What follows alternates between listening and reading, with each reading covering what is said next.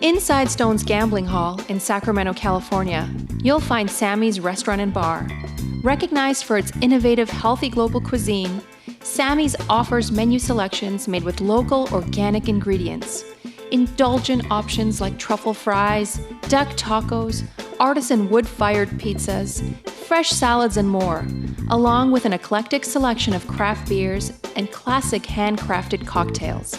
Plus, with 40 big screen TVs, Sammy's is also the perfect place to catch your favorite game. Satisfy your craving anytime, 24/7, tableside or in the dining room at Sammy's Restaurant and Bar at Stone's Gambling Hall.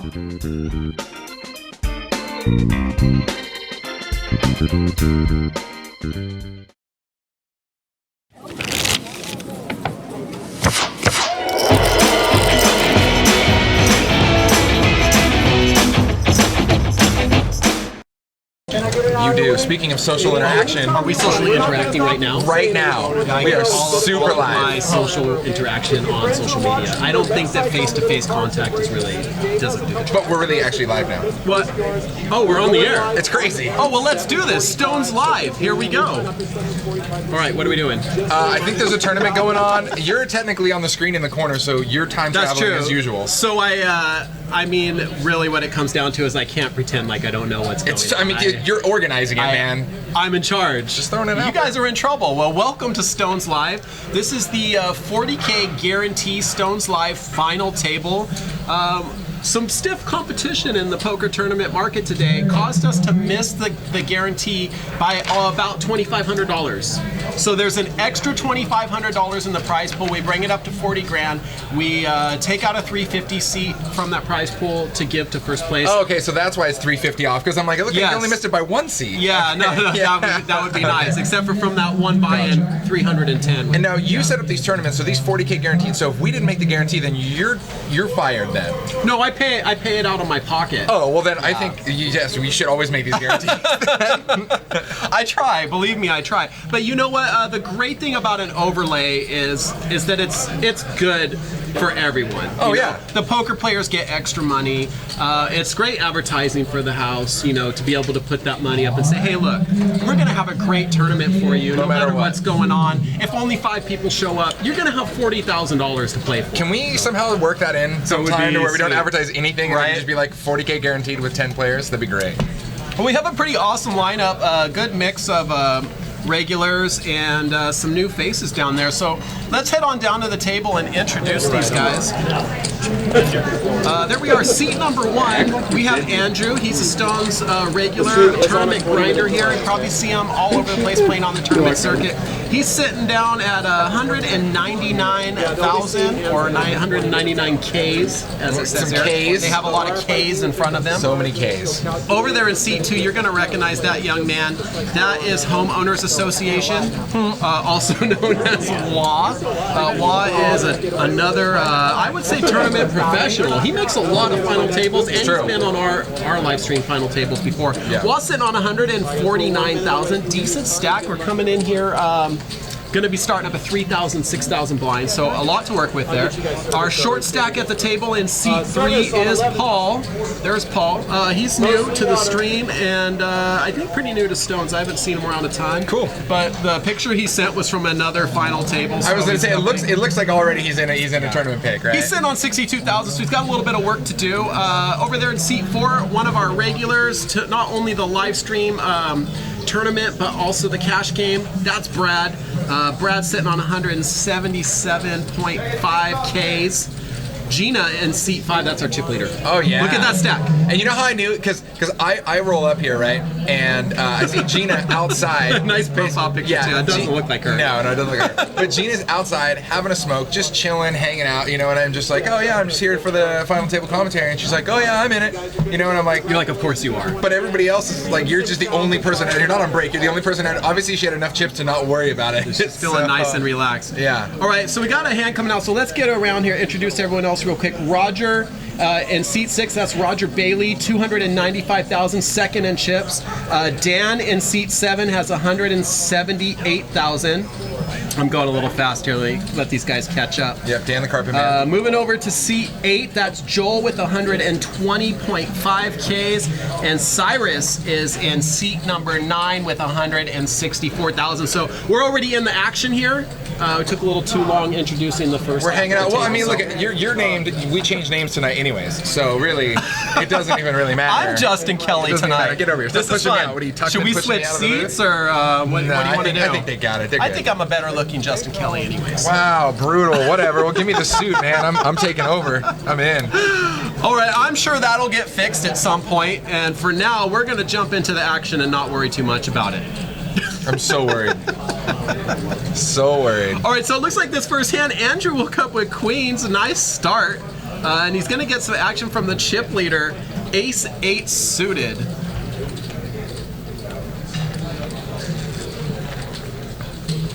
So Andrew makes it 16. Gina makes the call here. 8 high board. Gina snags an 8, but it's not going to be good enough to get over on the queens, and the queen's monster flop. Oh yeah. Diamond draw for the flush. All unders. And already over pairs, so. Larson in the chat says, I'm disappointed by the lack of salads at I this know. table. Thank you for pointing attention to that. I I love do it. appreciate when there's a lot of salads being eaten. That's when you know it's going to be a nice, solid game. That being said, hey guys in the chat room, thank you for being here. We always know who our true fans are by the ones that are here right when we get started. And the ones that know about our normal standard of salads. So it looks like we got a 17K bet by Andrew, and Gina flat calls here. Yeah, Gina doesn't want to give up on this just yet. Now, so 5 peels off here, and it looks like Gina is going to check over again to Andrew, who's going to fire, obviously. That's 20K now. And Gina's just kind of wondering, am I sitting here kind of just hemorrhaging some chips, drag it and drug along? Currently, that's the case. Andrew bets out 20,000, and Gina has a decision to make. Oh, she wants him to put the chips in, though, before she makes the decision. Nice. No chance to take them back. Nice, yeah. Put those chips in there. Looks like she's going to give it up. She's gonna let it go. I mean, the problem is there's just, even if she, in the slim chance she is ahead, there's about 11 cards that counterfeit her, and that's just good 11? 11, that's good math. That's just good numbers.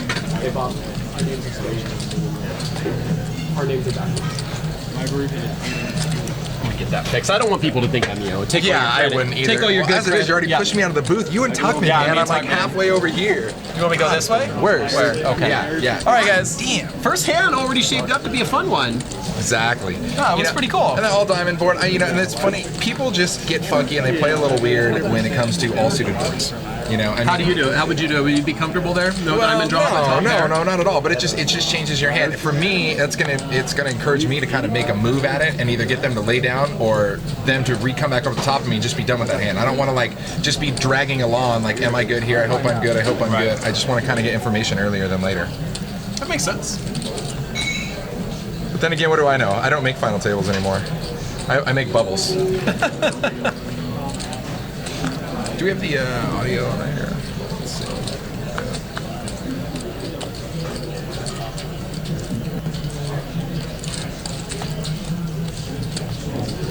That helps. Yeah, I can hear.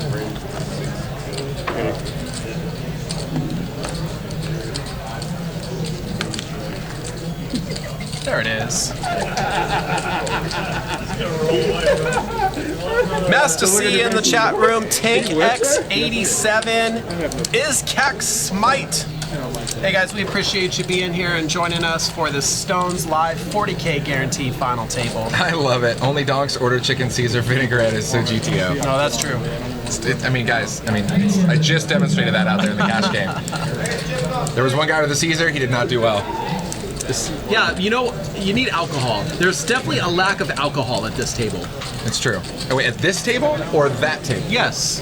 But both. All of the above. Actually, it's funny because I saw some of the players are like, all right, let's do some shots, man. He's like, I'm going for 10 grand. I'm like, okay, but do you want to do the shots like after you get the 10 grand? Right. Yeah, $10,905 up top. That's not too shabby for a tournament with 121 entries.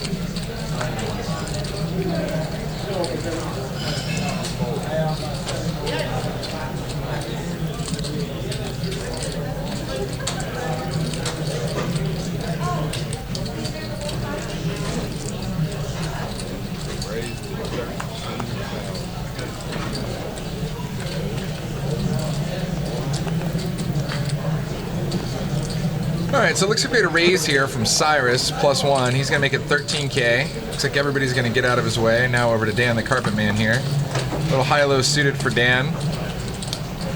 But he's already in there for a little bit, so he's got a bit of a discount to call this. And looks like he's going to look him up.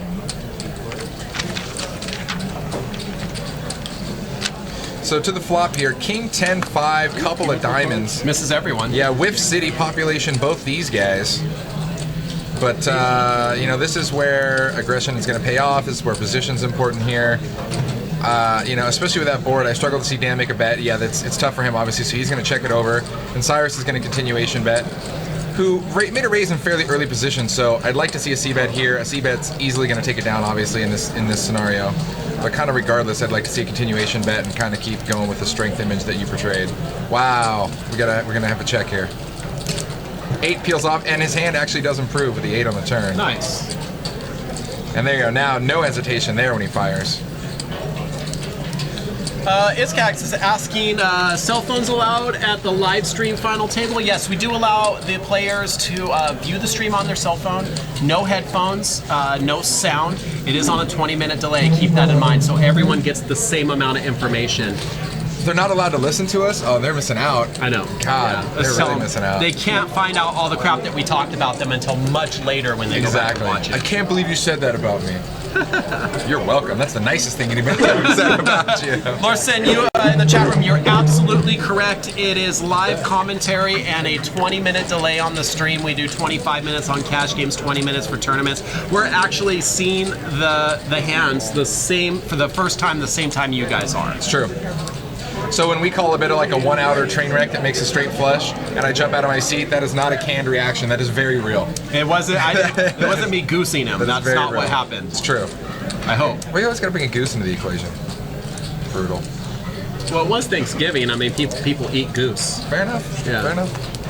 Did you have what's it called, a turducken or something? It's like a turkey duck chicken. That's just. It sounds intense. It's morbid. Yeah, it sounds very intense. It sounds like something a serial killer would do. Although at our Thanksgiving, I did.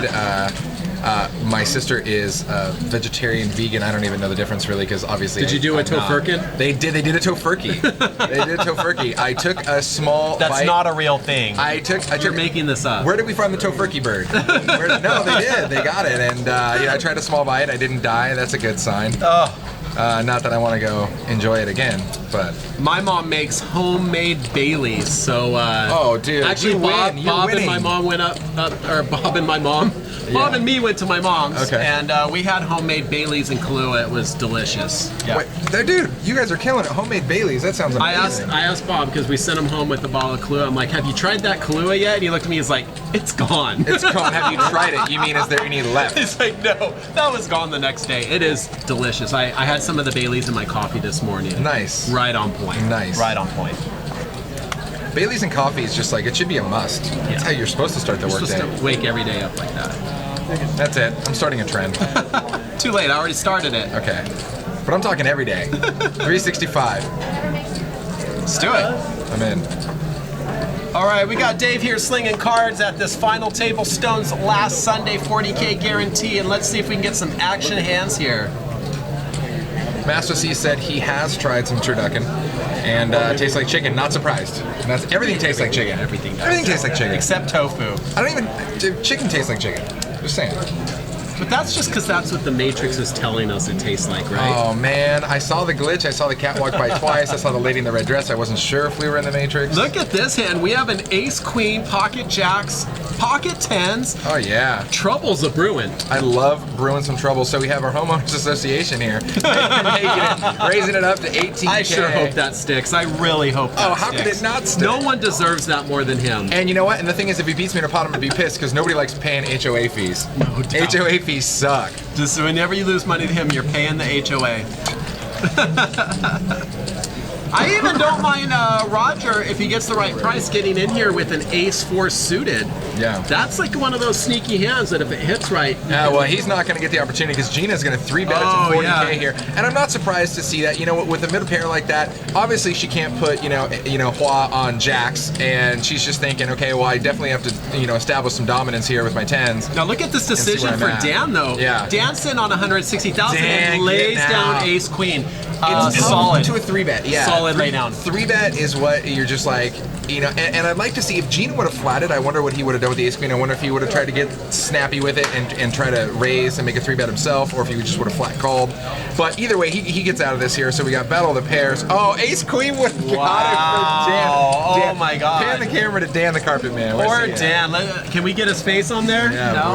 brutal. Okay, it goes check with 2 queens on the board. Jacks are still good. They're going to be good the whole way. I'm really surprised it checked through twice. I can see both of them player checking on the flop, but I'm surprised it checked through the turn as well. I figured one of those players. I think we get some of the same type of thing in the cash game when you first get on the table and you have the lights on you and the RFID cards and everything's different. You go conservative at first, and then as you get comfortable, you kind of open up. And I think 30 more minutes into the game, you see a situation like that, you're not going to see it check all the way. Now, and I'll be honest with you. So you're Dan here. You see that flop, you're like, crap, man. I would have never that flop. He's leaving. He's got to walk away. He's like, screw this. However, with the way that board played out, he's got to take a little bit of solace in the fact that if he bets anything, both these players are. Yeah, he's not making any money. No, he might have got winning pre-flop. He might have got one of them to flat call him once, and that's it. After that, everybody's in shutdown mode. So no doubt. So it doesn't matter here. So taking a look right now, guys, the average stack is 200K. The blinds are at 3K, 6K with a 500 ante. It is not cheap to play, but every pot has some good value in it, even if you get all your players to lay it down at this point.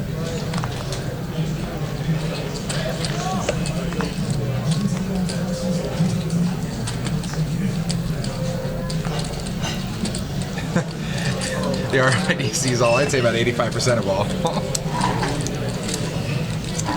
We're whittling through our RFID decks, right? Don't we have like 20 of them? Not right now. Not right now. We burned through quite a few. Some games are harder on those decks than others. Oh, yeah. Like, you'll have a deck go a month, and then you'll burn through a deck like every game for a couple weeks. Yeah. It just depends on how nice the players will be to them. Oh, exactly. And you know, you've seen some players. I mean, it's weird. It's kind of like a superstitious thing. Some players, the way they look at their cards, some players really bend them up and they just look at like just the corner to see just the edge of the K for the king. You know. You know, at $180 a deck, why not? Yeah, I was gonna say. Oh, there you go. They were asking how much they were. I said about $200. Yeah. They're you know, pocket change. You know, that's what we do here at Stones. We love you guys, dude. We just throw out those Benjis just to make it rain for this stream for you guys. That's actually a different type of stream than making it rain hundreds, but we'll get there. How much money constitutes making it rain? Honestly, I like to just get it all done and put it into change like pennies and nickels, and I like to make it hail. I like that. Yeah. Baller on a budget. Exactly. Yeah. Balling on a budget, dude. Straight up. So it looks like action going around here. Over to our resident chip leader, Gina. She's checking out. Roger's gone. Dan the Carpet Man, I think. There we go. We lost him. He's out. All right, Cyrus going to come in on the button here. Says he folded. Yeah, we're catching up with our graphics here. Yeah. With King Jack suited, it looked like. And nobody's folding King Jack suited on the button. You did not make final tables by folding King Jack suited on the button when everybody folds to you. And that's it. Easy takedown right there. Just a reminder, the last Sunday every month is this tournament, $350 buy-in, $40K guarantee, but we have a little deviation in December because the last Sunday of the month is on Christmas Day. Oh, wow, yeah. We're going to have it a week early. So December, are you sure? Because I would really love to get that 40K guaranteed when like 7 people show up. We were talking about that. That would be the one. Actually, you'd probably still get like 70 or 80 people on that one. Well, and you know what it is because you can only spend so much time with family until you're like, anybody down for poker? Yeah. Anybody down to go play some cards? So we'll be here a week early next month on December 18th, Sunday, December 18th for our 40K guarantee tournament. Solid. Table 11.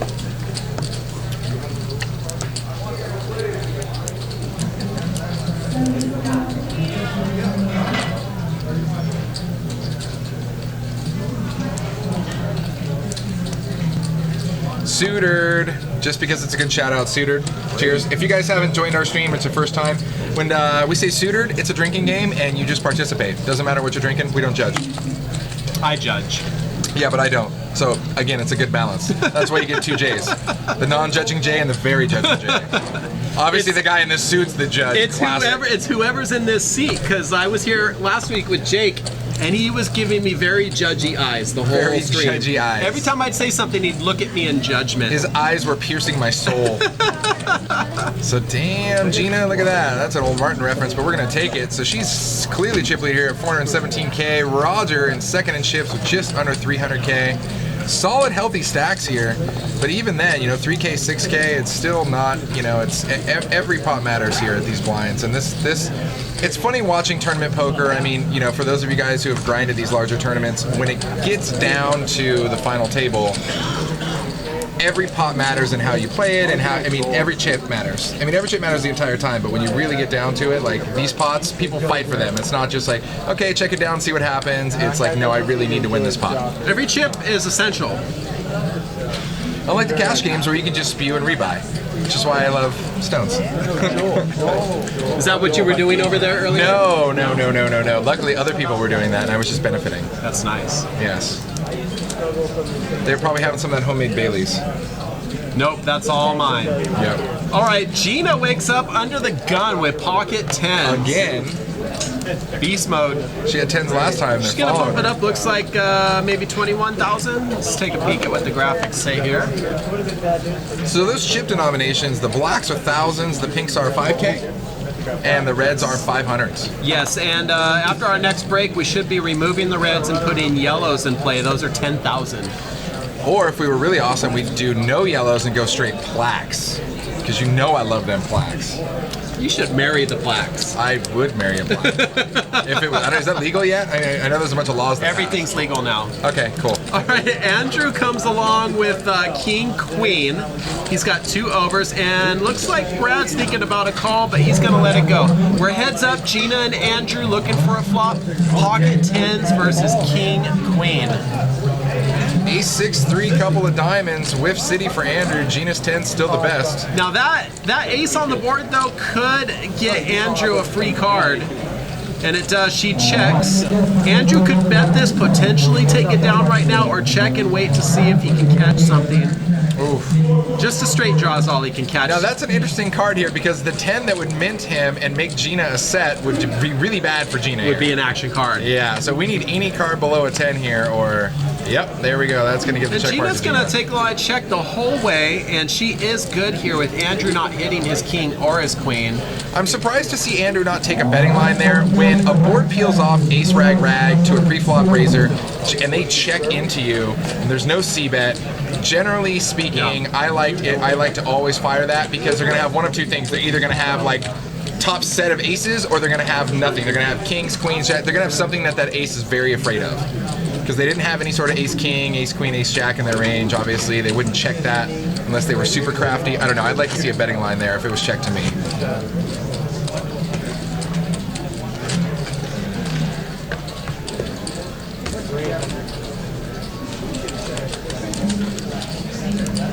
So yeah, look at that, almost 11K up top for first. Solid. I think that whoever wins this should have to buy us drinks. At a minimum. At a minimum. What's the most expensive drink you got here? What drink do you have that's marked market price on the drink menu? Do you have something like that? There's some Louis. There's some Louis Tray on the shelf. Good. Some Louis Tray. I'll take tray of the tray, please.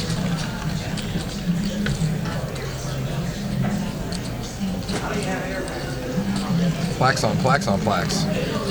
Yeah, you got that started. Dude, who doesn't love some plaques, guys? You know, I mean, if you don't like plaques, then you can just get out of here. But make sure you click that heart button and subscribe to us first so you can come back later.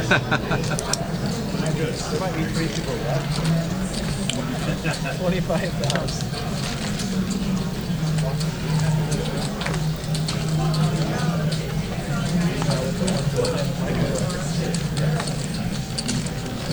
Raise to 25K from Andrew here in the hijack.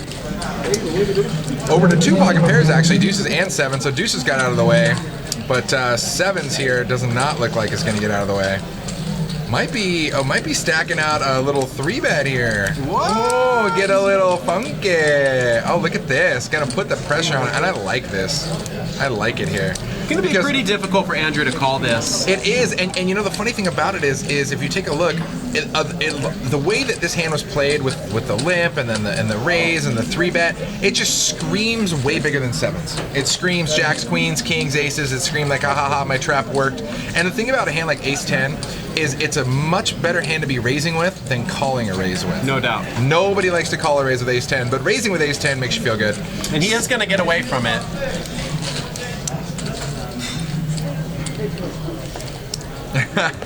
The way C9 has his chip stack makes my head hurt. I feel you, man. We've seen that before. It's funny, you know, me and Jacob had multiple conversations in the booth before about the way people stack their chips. Now, not in this particular case, obviously. The guy knows what he's doing. He's at the final table. But if you go to a cash game and you see somebody stacking their chips in like stacks of 5 high, I'm like, okay, well, this is clearly their first or second time ever playing in a casino. Like, it's that, you know what I mean? Or they're just an ass. Yeah, either way. Yeah. So generally, I do that too, just for fun, just for fun. I like when my chip stacks take up this much space. I try to go as high as possible. I just do like boom. I like that when they build the giant walls of chips. Yeah. I always try to do that, but I almost never have enough chips. Exactly. It's like somebody walks by, they're like, color up. I'm like, actually, could you color down? Could you color some of these? I need more chips to build the wall. That doesn't sound right. When I first started playing poker, I wanted to have like a lot of chips. Like now, I don't care. Give me the biggest denomination. It's just representative of the number you have. Exactly. But do you think there is a psychological advantage to having big stacks? You know, I would say in some of the smaller games, kind of yes, because when you're playing with players who not even new to the game, but just are kind of less experienced. I mean, you know, a bigger stack can be more intimidating. But when you're playing at the higher limit games, we see that we stream the 10, the 510, the 1025, etc. Those guys are seasoned. Those guys are players. They know what's up. I mean, you know, whether you have a giant stack or just a stack of $100 chips this big, they know. You know what I mean? That doesn't matter. It looks like we got the small blind and big blind battling it out here. Jack 5 and 8-3. Nothing for Roger with the 8-3. I love our chat. Thanks for joining us, guys, on this lovely Sunday evening. Much appreciated. Oh, the intense heads-up split cam. Love it. So Gina checks over to Roger, and this is funny because we've seen Gina take the checking line multiple times before already, and normally the person behind her checks, but Roger is not that type of player. No, he's Roger, certainly not. Roger is going to take advantage of that check. Now he's going to check behind this time because he's thinking she might have been getting crafty since she check called the flop. So he's going to check behind on the turn here. And now she's going to take a betting line. I think Roger obviously doesn't have anything, but either way, he's going to sniff this out to her having something. Even if he had more than just 8 high, I think he still kind of sees that as a bit of a power play. So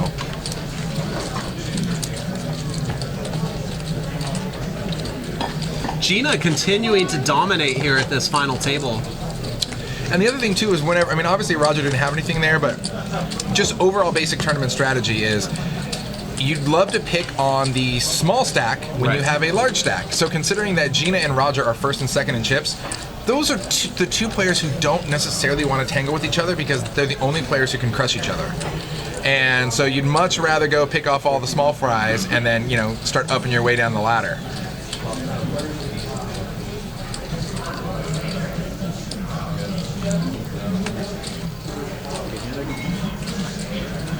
So Andrew over here, +2, he's got ace jack.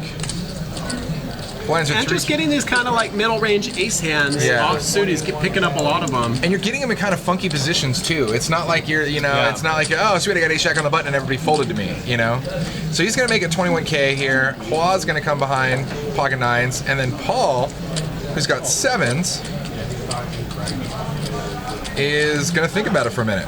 And this is one of those things where, and this, we've all been in this spot, right? So you got a guy who opens up here to 21K, a guy who flat calls behind him, and then you have 7s. You're in a real funky spot. It's like, do you really have enough to go set mining? He's only got $61,000, right? Yeah, you're also thinking if someone raises behind you, can you call? Yeah, no way. And he's only got, I mean, it's a third of his stack, right? So right there, it's all in or fold. He's going to elect to fold. I don't fault that in any way. I mean, that's not necessarily the hand you want to end your tournament on here.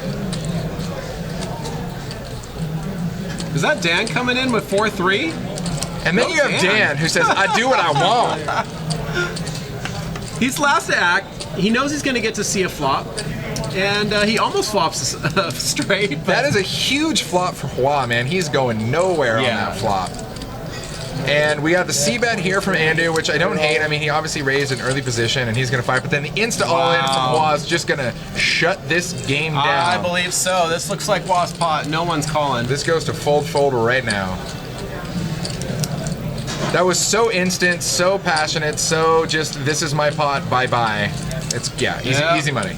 Andrew's got to feel like a little bit in C1 like he's getting beat up, picked on. Every time he makes a move, someone comes back at him. And you know, it's funny, we've all been in that scenario where I feel like every time that I raise, I'm getting 3-bet. You know, and I'm just like, guys, you can't have it every time. Is it me? Do you just like 3-betting me? What's going on here?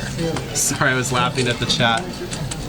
So Lorson says, I'm assuming that he sweats when he's nervous, so he bought a parka, so he's constantly sweating without broadcasting anything. I love it. I love it. Yeah, there's a blizzard outside. It is pretty cold out there right now. It is not bad. It's like 50-some. I had my cheap suit on earlier. I got it wet. It like melted off of me. It's true. Did you ever get that other suit in the mail that you were going to wear for Halloween? Or did you cancel that completely? You did get Oh, it. the Riddler one? Yeah. No, I canceled it. Okay. That guy was hinting at it just so you didn't even have It was for Halloween, so the tailor messages me and says, we can get it to you by November 3rd. I'm like, that is not really going to work for Halloween. I mean, but everybody needs a Riddler suit, bro. You should have just got it anyways. You were just going to sleep in it. You were going to sleep in it. Get the Riddler tie. Okay. I should have wore it tonight. That's good. I wasn't gonna lie. I think my Halloween costume turned out pretty good. Yeah, oh yeah, absolutely. No, we had a blast. And, you know, it's great. I feel like we've already come so far in our relationship because you haven't tried to stab me in the eyeball with a pen once this God, stream. thank you for reminding me. No. It's already over. If you haven't done it by now, you can't start. So just relax. That's my trump card. Nice. Master C, I respect that comment. I see what you did there. You're very clever. You're a wordsmith, my friend. Cool whip, say what way.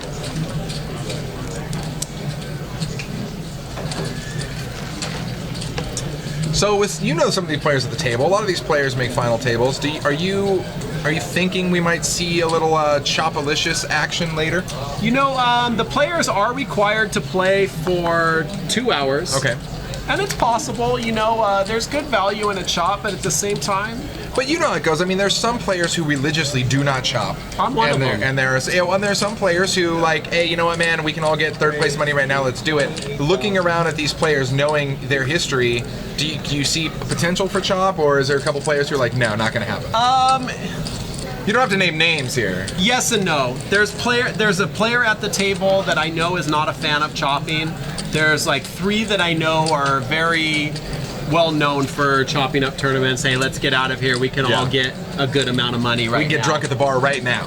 But there's probably, I would say right now, I know for sure there's probably 1 player at the table they need to get rid of. Okay, so let's bust him out then. I just eliminated that it wasn't Gina. What are you over for 20? Yeah, I know. Of course you know. Yeah.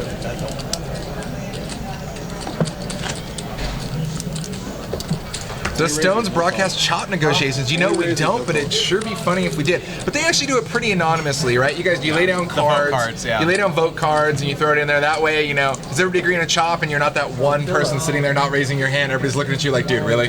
Really, dude? Master C's on fire tonight. Master C's killing it. And who isn't in for judo chopping? So again, welcome to Stones, where we give pocket pairs out like candy. We got queens for Cyrus here from the small blind. And the thing is, in these level of the tournaments, when you have players playing very cautiously and looking to pick up blinds, when you wake up with a big hand from a small blind or big blind, it's so satisfying because generally speaking, you're always going to get somebody you're always going to be facing a raise by the time it gets to you. Roger opens his pot with Queen Deuce for 18,000, and it comes back around to Cyrus with Queen Queen, a dominating hand. He's gonna repop it. Looks like maybe 42. He's going to make a parka bet for 53. And Roger, there's nothing Roger can do here. He made a stab at opening up this pot, mixing up his play a little, which is a great play, but he can't call this. Now, this is okay. So this is something that me and Jacob touched on, and some other commentators have touched on. Did he? Oh, okay. No, he he showed. folded. I was like, whoa, Yeah. whoa, whoa, whoa. There's no way. Okay, so this is something that we've touched on where what is the right amount to go in for stealing, kind of like minimizing your risk and maximizing your value, right? So right there, the blinds are 3K, 6K. We saw Roger made it 18K, so he made it 3X the big. We were going around the idea of something like 2.5x the big is like kind of the best mediocre point because it gets the same message across as if you did 18K. It's the same thing, right? So maybe 2.5x is kind of standard because that's always going to be, you know, if you make 4x bet and then he comes over the top with queens, it's the exact same thing that would happen if you made a 2.5x bet except you're out less money. So we've kind of talked about things like that before. You know, so I'm kind of in that same range where Roger just did. 2.5x is the new 3x? I guess, yeah. You know, because at the end of the day, it's like 2x is, it's so easy for somebody to call from the big, or just think you're full of it, or just, you know what I mean? It's just like, and 3x, just, I don't know, you know. But whatever it is, you go for consistency.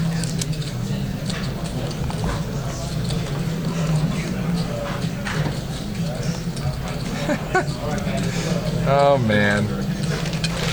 So from the hijack here, you have Dan the Carpet Man popping it up to 15K here. Ironically enough, 2.5x, just saying. And looks like we have Andrew, who's always getting mixed up in these hands here. Ace-10 off.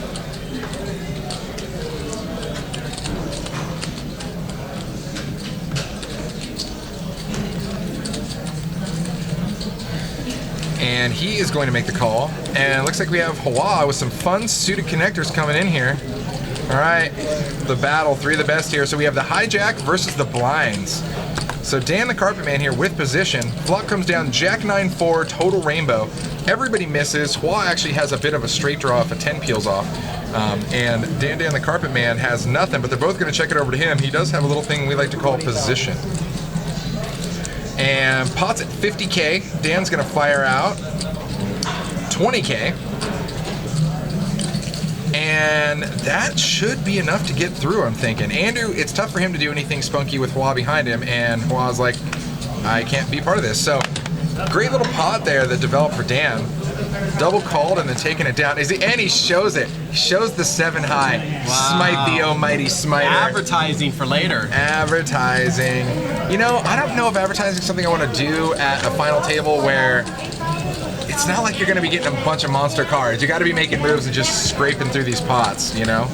Yeah, I try to make a habit of not showing my cards. However, everyone in this game can see your cards 20 minutes later, so true. There's that. True. So that was the infamous blind expiring Southwest sounding ding here at Stone's Gambling Hall. That means the blinds have gone up. We're now playing, I believe, this hand. Oh no, it looks like we got one more hand at the old level. Then we're going to be at 4,000 and 8,000 blinds with the 1,000 ante. So now every single pot, before anyone puts any chips in, 21,000 to win. Ooh, huge. And considering average stack is at 200,000, that's 10% stack gain for just picking up the blinds. Yeah. Over the average stack, which is huge. Definitely pays at this point to be aggressive. Yeah. So Andrew, speaking of being aggressive, Dan has raised it up. Andrew's called, and now we have a flop that's really good for Andrew. Straight draw, 2 overs. Dan's pretty much completely missed this. He'd have to go runner to pick up anything good. Or as I like to call that, Whiff City. Andrew betting out 21,000. Dan's gonna lay it down. That wraps up this hand. Finally, I'm glad to see Andrew pick up a pot because he's just been getting smacked. He was getting He's smacked. just been in weird positions with weird hands where he just had to get out of the way, you know.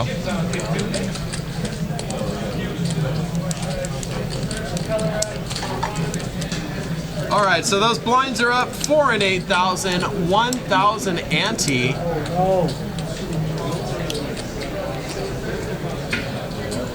Too legit to quit. Hey, yay. I can't help but think of Addams Family actually when I hear that song. It's an Addams Family with MC Hammer. Come on, you guys know. My crowd knows in there. You guys know what's up. They're playing that at the party when like the thing rolls up. Never mind. Cousin It. Yeah. You know. You know. You guys know. Forget this guy.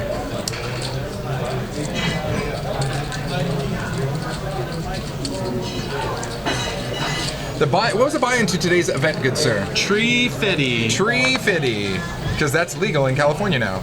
Tree 50, coming on in.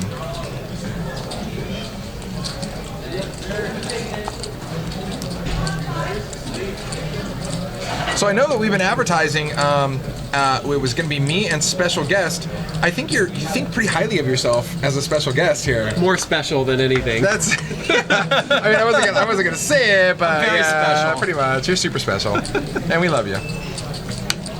No, we were originally going to have Michael Woncar in the booth, but he made the final table at the Ante-Up Championship. Did he make the down final table? Of course he did. In a robe, wearing a robe behind you. A poker robe. He will be in, I believe, this Wednesday with Jake, though, making Nice. his triumphant return to the Stones live stream. We look forward to having Michael back. You're gonna have long car and a talking beard. Pretty exciting. Talking Beard gets it done, though. Talking beard handles biz. He's my favorite of the beards. Poker robes and poker parkas, kids these days.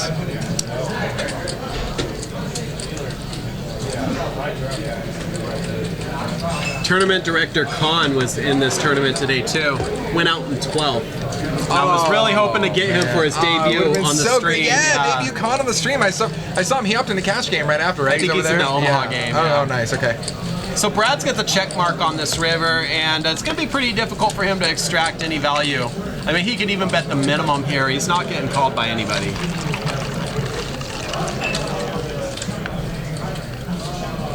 Energy drinks, the resident drink of Stone's Gambling Hall. Keeps you going, keeps you energized. Rockstar and Red Bull, the official drink of poker. True. And I think Affliction is the official clothing line. Oh of poker God, players. really? Isn't it? No, I hope not. You see a lot of Affliction in the poker. Yeah, but I just feel like those are the same guys with like the mohawks who go to the bar and they're like, Jaeger bombs, come here, girl. And I'm like, I don't like those guys, so I'm just gonna stick Bros? with those. Like, yeah, Bros? super bros, super bros. Hashtag no bro, guys, no bro.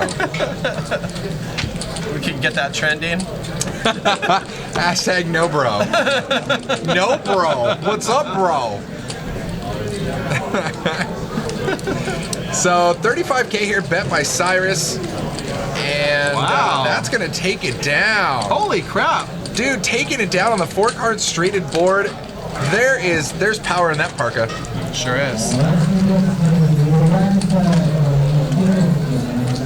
So taking a look at these stacks here, you pretty much have, again, Gina, and now Cyrus, after raking that pot's in second place, he's overtaken Roger or Gina's in first, and he's overtaken Roger now in second place.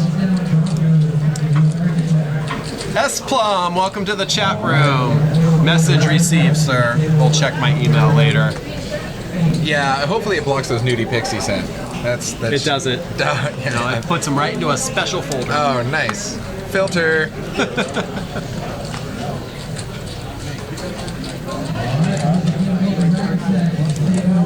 Oh man, I'm Justin Kelly again. I liked it so much better being Caritas. It's a nice change for a minute. You need the suit. I was about to go hop out in my Prius and Yeah. walk out of here. You know? Whatever, dude. A turbo installed. We're gonna have some Model 3 soon. That's what I hear. Tesla, living I'm that ready. Tesla life. I'm saving my pennies for it. Do it. I'm waiting for that new autopilot so it just takes me to work while I sleep for the extra hour commute. No autopilot on mine, okay? Whatever, dude. Do it. Man up. Do it. It's already there. You're just going to pay an extra $500 to unlock it via software later. But we'll save that for a rainy day because right now our lovely guy Brad here has aces. And he's looking That's at... right. He called him lovely. Yeah, it's true. Don't tell anybody. So Hua raised to 29K here. And Brad, Hollywood's for a minute. Ships it to 126 here. Gina's out. I don't think Walla can do anything here unless he's just feeling like gambling, but it's a hell of a gamble. Yeah, no. Yeah, no way. Caught him. It's gone. Totally gone. It's easy to get someone when you wake up with aces. Yeah.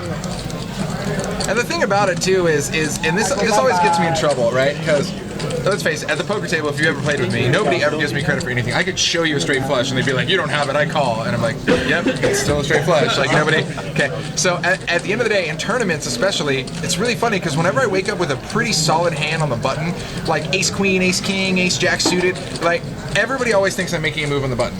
So for me, when I pop it on the button and everybody folds, I get the small blind and big blind always trying to re-come over the top of me. Even when they don't have aces, they'll just have nothing. And then I'm just thinking, like, are you doing this because you really have a hand, or just because? Isn't that great when you have a big hand, though? Yeah, or because I'm me and you're like, this guy never has anything. Yeah. This guy's full of crap.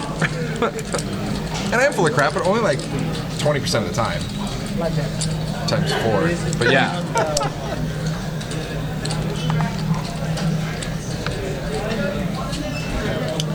So it looks like we got a raise here again by Hua. Coming at 21K here with Queen Jack. And it looks like this one's gonna get there a little bit better than the last one. Over to Gina here from the small. She's gonna see it with 9-8 suited out of position. And this is one of those hands that if she's able to get in for cheap, hit a solid flop, she could really do well here. And Roger coming along with 6-5 offsuit. Twice the amount of flush draws there. Twice. He's got twice. He's the only guy with the spade. All right, we got an action flop coming out. Indeed, an action flop. 9 Jack, Queen here, couple of spades. Why his top 2? And then Gina picks up a pair and a straight draw here. And you see that, so Hua instantly fires out. Gina just quickly tosses a chip on the cards and goes into the tank to think about life. Yeah, there's really not much to think about at this point. Even if she hits the straight, it's the wrong side of the straight. Still a lot of danger. She could already be drawing to the loser. It's going to be very difficult to call, and of course Roger with nothing at this point, he's got to get out of there. Wall shows, I flop top 2, he says. He said, but look guys, I don't it's good. fool around, don't you ever call my bet. It's true. That's what he's saying right there. I wish we could put thought bubbles over the players' heads. We should just do it on the fly. Oh my god, that We need a little touchscreen so we can just draw things. And somebody's just totally like going card dead and just checking out, we'll just do a daydream thinking about, you know, whatever.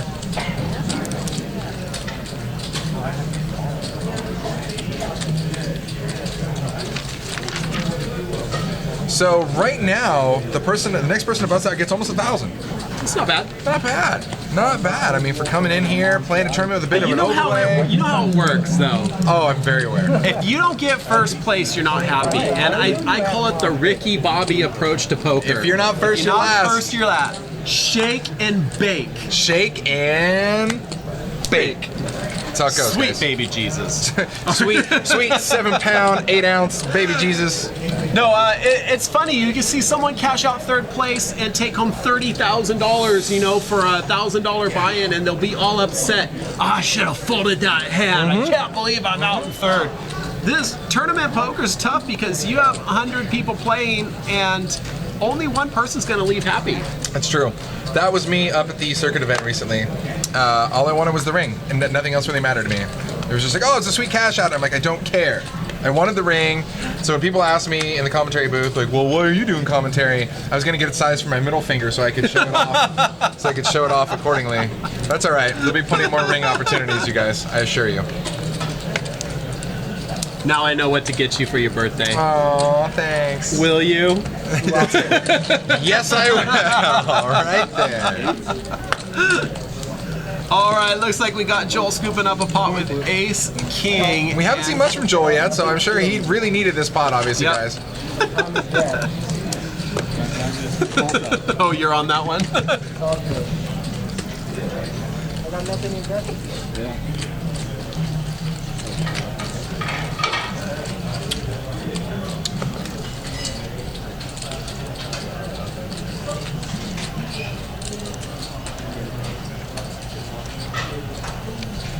All right, fresh hand coming out here. We got Cameron in the box, pitching some cards.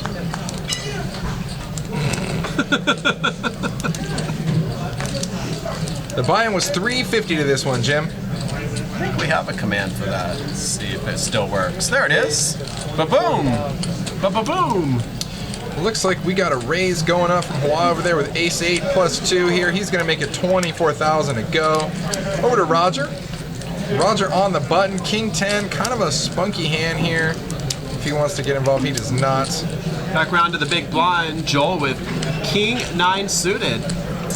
For the price, 16,000 more. He could defend here.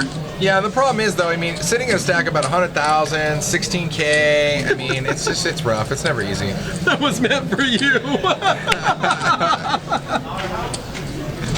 I did. I took it personally. It's true. Thought he was going to give me a ring. I'd be like, All right, he went to Jared's over here. Joel's getting out of the way there.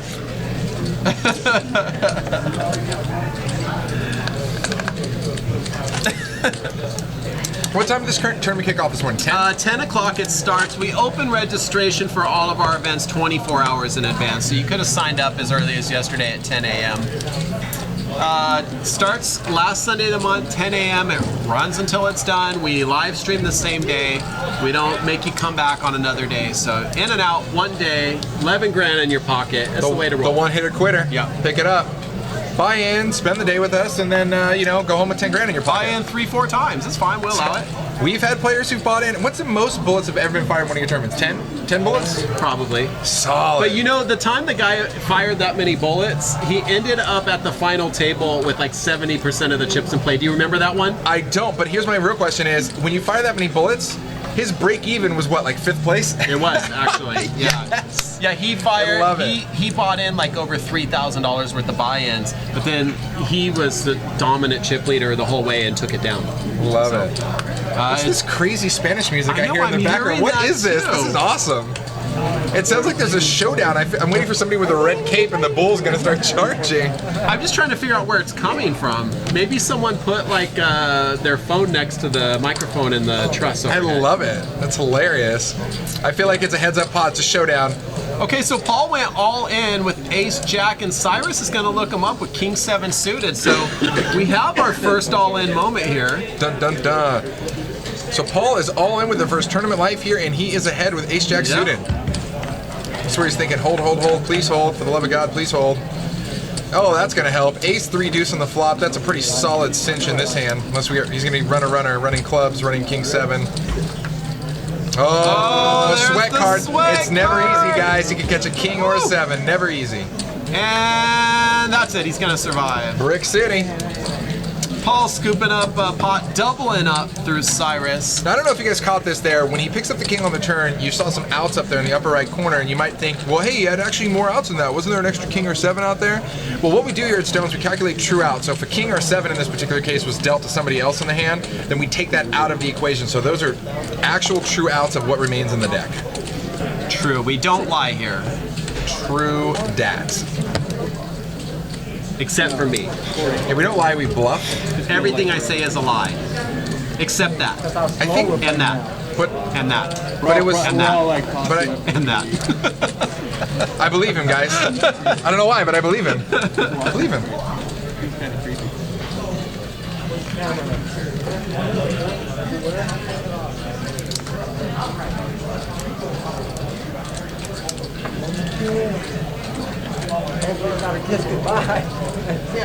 It's so funny because all the table talk is kind of just like, it's just background noise except for Wah. Yeah, exactly. You can very clearly hear Wah talking. Yeah, those homeowners associations are never quiet. So it looks like we got a raise here, +1 by Paul. He's going up to 18K here, little 3x bet. Actually 8, and that's actually about 2.5x bet now. A little less than that, just saying, because the blinds went up. Blinds are at 4K, 8K with 1,000 ante.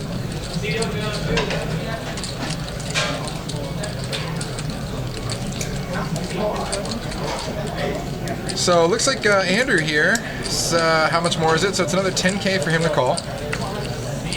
And he's going to make the call, going to the flop. Queen 9-5 here. Andrew does connect with his 9. Paul's still with ace high. Andrew's going to check it over, and Paul's going to take the continuation bet line here. Looks like he's going to bet, so was that like 17, 22, something like that? He bet 16K, gets insta-called here. Now let's see if this slows him down. So Andrew's going to take the checking line again. Let's see if Paul's only got 67K left. It's a tough spot to be in if you're Paul. He's going to check behind. Paul doesn't have enough to fire more bullets, and that's the problem with Paul's stack there. He's either got to commit or just go home. And that's the problem is that if Paul shoves there and Andrew snap calls, he knows it's over because, you know, I mean, Yeah, that's a rough spot to be in. You know, with Paul's chip stack being so short stacked with ace 10 there in that early of a position, I probably would have just liked to either see him kind of like jam it or just go away. You know, I mean, it's ace 10 is just not, you don't have enough chips. I think if he jams there, he's getting called. You think he's pre-flop?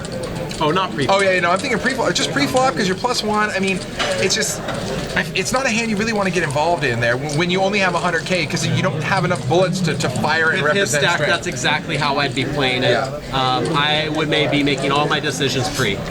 Yeah, definitely. You know, if you have a big stack, you know, like Roger or Gina or something, then sure, you know, you get spunky, play it, fire a few bets, see what happens, but you can't chip yourself down to nothing by firing a few C bets and hoping nobody calls.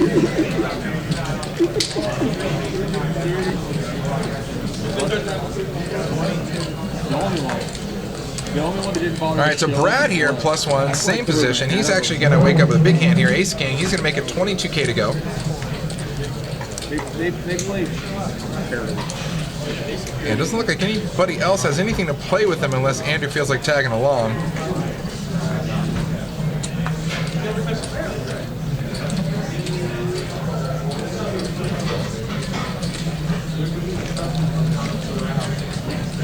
Easy pop for Brad. Yeah, taking it down. And that's that scenario that we talked about earlier. 4 and 8,000 blinds, 1,000 ante. That's 21,000 you're picking up every time. 10% of the chip average. Yeah, I mean, when you can increase your stack 10% just by getting everybody to go away, it's a good thing. It's a good thing. And heaven forbid you get one person who calls and then you can push them off the pot. That is even, you know, it's way more lucrative. I mean, that happens kind of more often than not.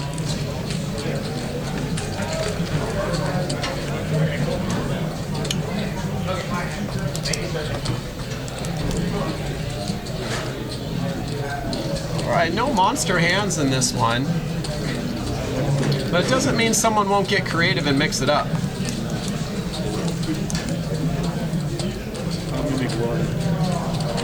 Roger playing a very disciplined game today. Yeah, very, very, very. You know, a lot of times when Roger's at these final tables, you see him involved in a lot of pots, and I think that you don't see that right now, but as we start eliminating players, I think you're going to see him start getting a lot more aggressive. Of course, as the table gets shorter, you have to switch gears just to survive. Yeah, yeah. All right, so we got a call from the small blind. This might go heads up. Battle of the blinds, 6-5 and Queen 7 both have live cards. And the 5 does connect. Wah getting the best of this flop is going to go ahead and bet out. Now, it's smart of Wah to put pressure against Paul with such a small stack. And it's going to work. Paul scoops up some very much needed chips, and he's just going to do a quick little show. I hit a piece of it. I bet it. Well, and stack size is super important. I mean, when it comes to these tables, you're going to see, especially as the blinds are ever increasing, you're going to see a lot of the big stacks, or at least what they should be doing, is putting huge pressure on the small stacks. I was told size doesn't matter. Whatever her name was, she lied to you. And she's being very sweet. I like the sweet ones. But yeah, that's just a lie. She's lying to you. All right, new hand coming out. That's Cameron slinging the cards.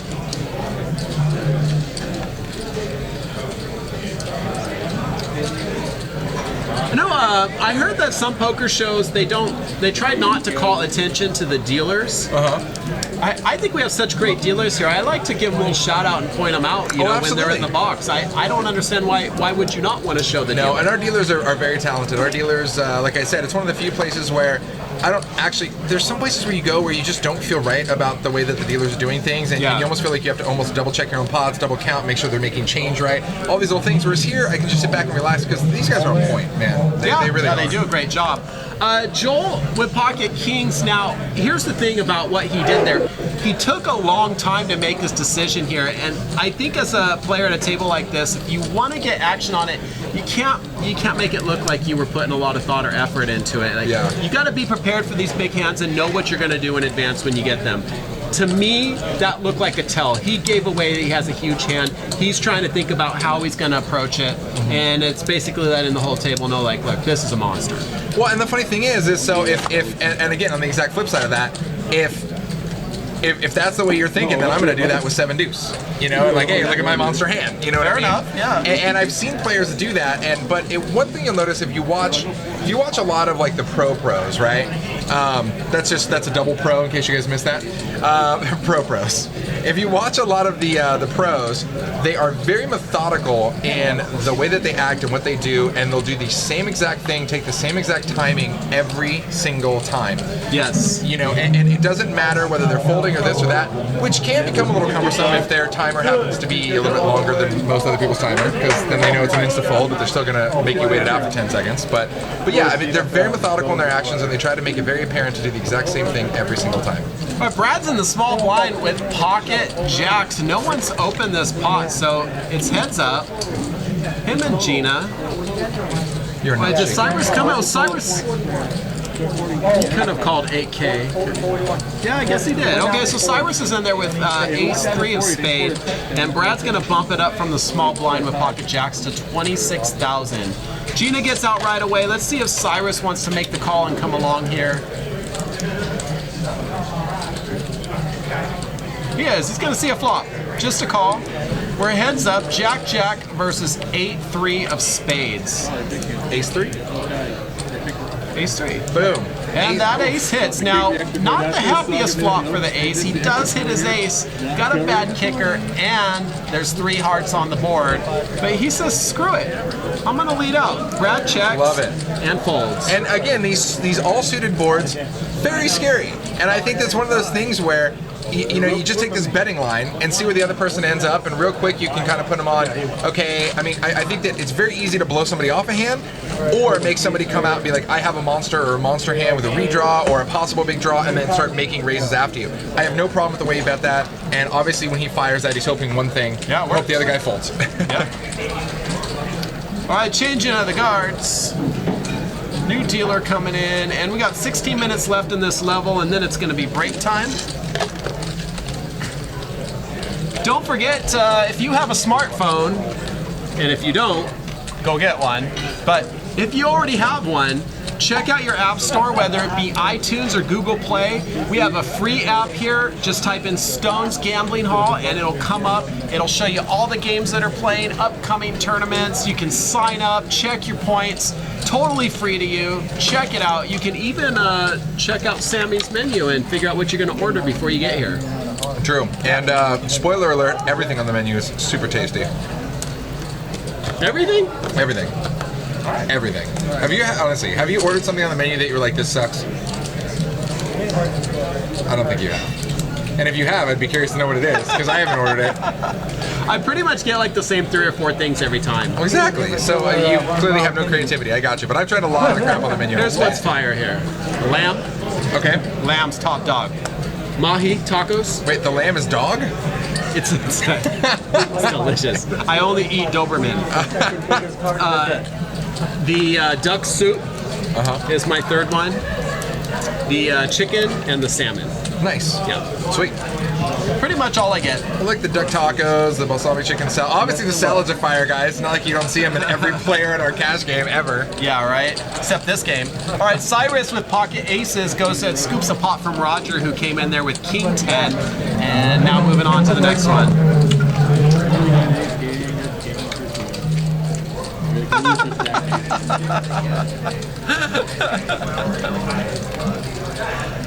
Oh, thank you guys for the chat room, always keeping us entertained here, especially on these long tournament streams.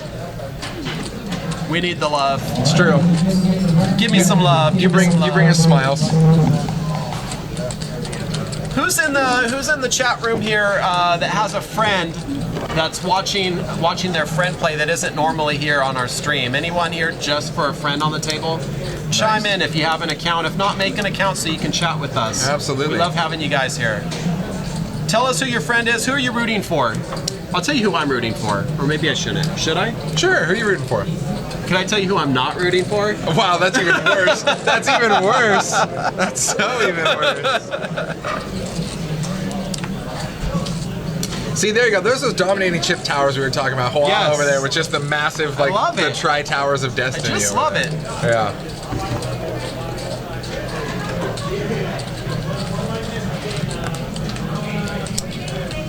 So usually we hit these final tables and we'll lose a few players right away.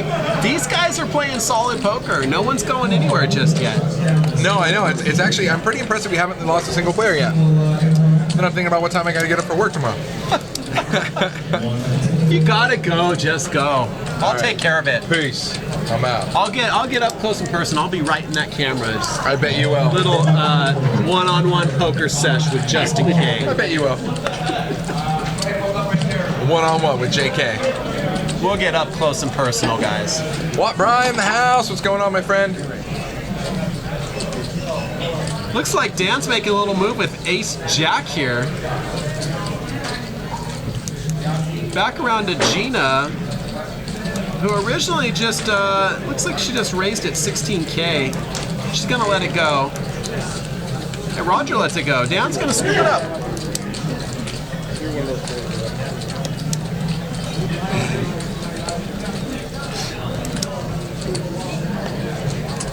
So as these blinds are increasing, they're 4K, 8K right now.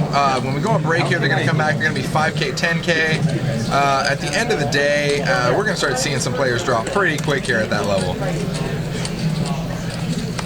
Plus antes, I mean, you know, you're talking a full blind rotation is going to cost you 20-something thousand. It's going to get expensive real quick. Service on 11, please. When you start losing players and then you're taking blinds every 5 or 6 hands, and that's when it really starts getting crazy. Yeah.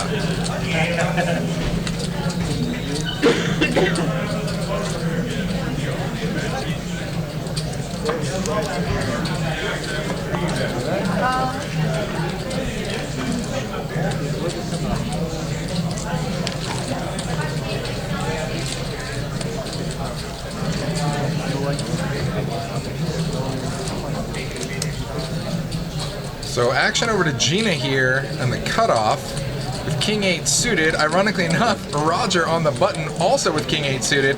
But this is one of those things where it's who's going to make the move first. So if Gina's going to come in here for a raise, I don't know if Roger can really do much behind her here.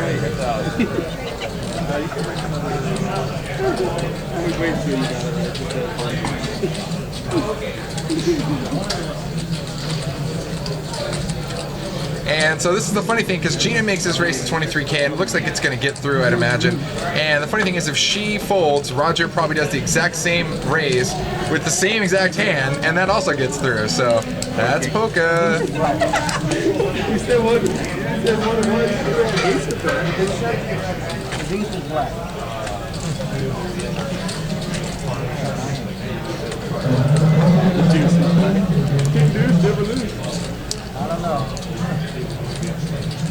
Coming up next Sunday, we have the Western Senior Poker Series Championship event. Ooh. Good luck, Jake, in that event. Oh, sick burn. Sick. $295 buy-in, double points. So someone we'll know next Sunday will win a poker cruise. Nice. As well as first place. But Jake is not eligible to win this poker cruise. He can't, no. Oh, okay. Next year, maybe. That's too bad. Wow, wow. He's going to age a lot in a year. Double burn. Wow.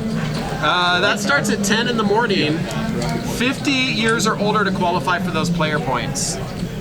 I feel like just making that comment about Jake, this will lure him out of the chat if he's just been lurking ever so quietly. Jake's like, yep, I'm here. He's used to it. You're funny. It's only like the 1,000th time that joke's been cracked. Yeah, and you know what? It's still funny. It's for us. It never anyways. gets old. For us. Yeah. It's still funny for us.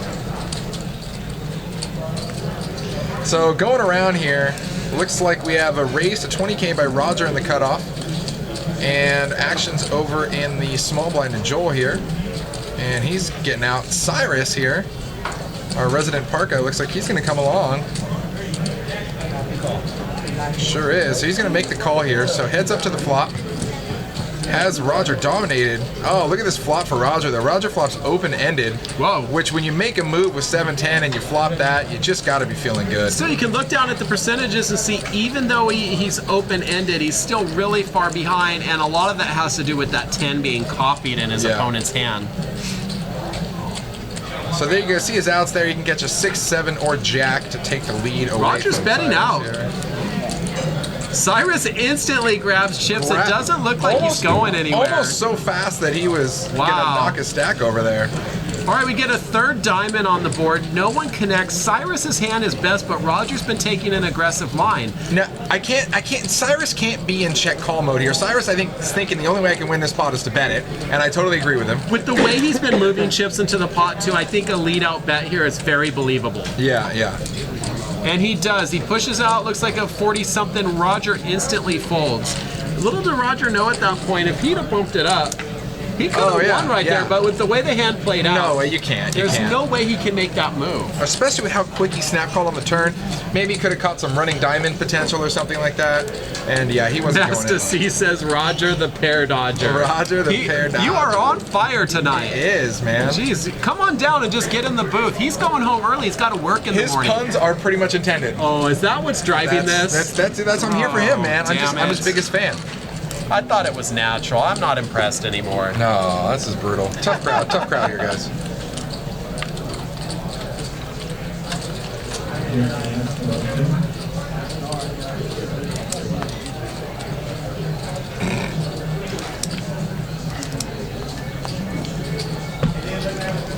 All right, so now first to act here, Hua under the gun with ace-6. Checking out. Paul, our resident short stack here, getting pretty skinny on chips, sitting about 46K. Definitely looking to need a double up here. Hanging tough, though. Yeah, still can't believe nobody snapped here in this tournament yet.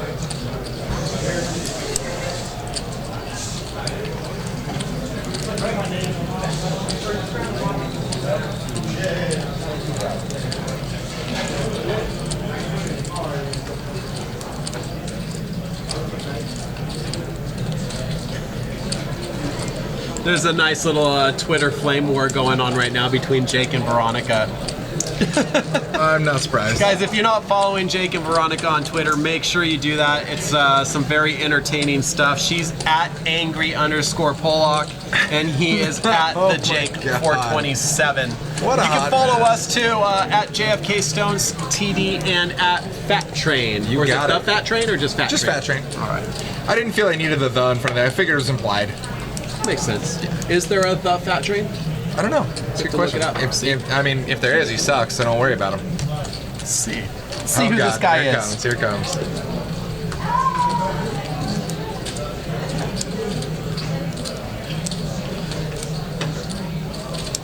Yeah, there he is. Fresh hand pop. Holland Newton from Salt Lake City. I'm adding this guy. It's the Fat Trainer.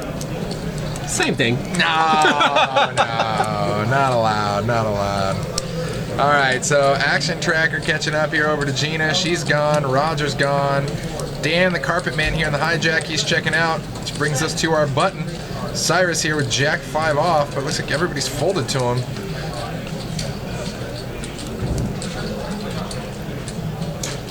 And Cyrus is going to fold as well. Now Andrew here, again, waking up with one of those middle-of-the-road hands. Going to put the pressure on Hua. Now, I wouldn't be surprised to see Hua make the call here, strictly because heads up, he's got to think the King High might actually be in the mix here. And he doesn't want to get Oh. He involved. changed his mind. No, he just doesn't want to get involved. Like, I can't blame He's him. technically ahead, but as you can see by the percentages, not by much. It's pretty much a coin flip.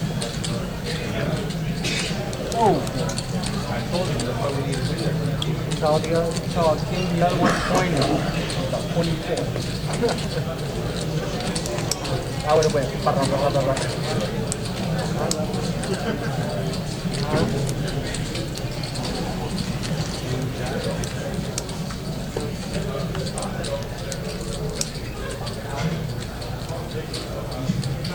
So I see we got some festive holiday-style decorations up in here No, already, they just huh? got put up because I came in today. It's the first time I saw them. Yeah, they just got put up like overnight or something, Must have right? been, Yeah. They yeah. look great, right? Yeah, yeah. It's classy.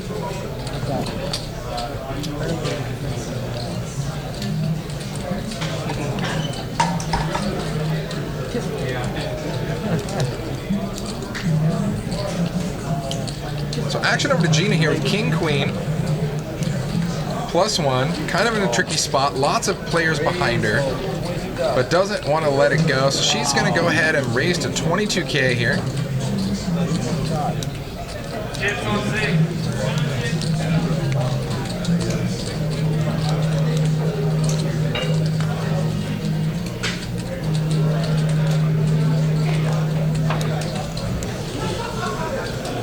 and hoping everybody just gets out of her way behind her, which it looks like that's how it's going to go down. No one wants to mix it up with the big stack. Oh, taking it down. And this is funny because this is where one of those things where it's like if a short stack bet's 22K and they only have like 50 or 60K behind, you're like, okay, well, maybe I'll see, and if I hit, I'll just take the rest of the chips. But when the big stack at the table pushes it, it's like it's so much more implied behind that because you know that it's going to be just massive bets behind that. You're not just calling that. You're calling whatever the flop, turn, river, that is the power of the big stack. Yeah, it's just intimidating.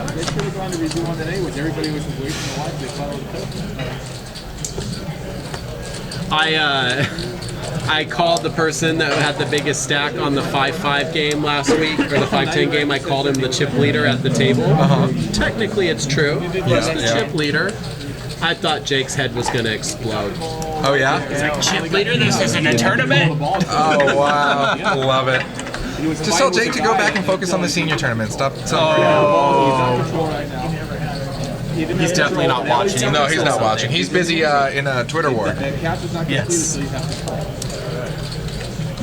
Master C is just singing karaoke in here. Tell him. He doesn't know. He likes to watch synchronized swimming and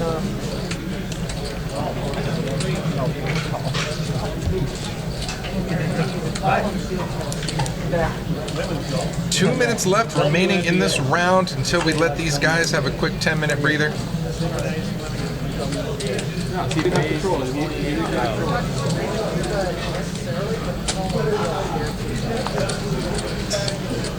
Now apparently we're singing Ace of Base in the chat. I was just about to say, if you're quoting Ace of Base, you are on our list to be deleted. Ouch.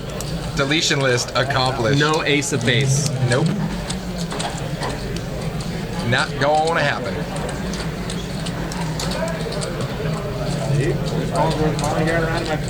Oh, God. Master C brings a smile to my face. That's why when you step out of bounds, that's why he was like, does Brian have that one where he didn't have control?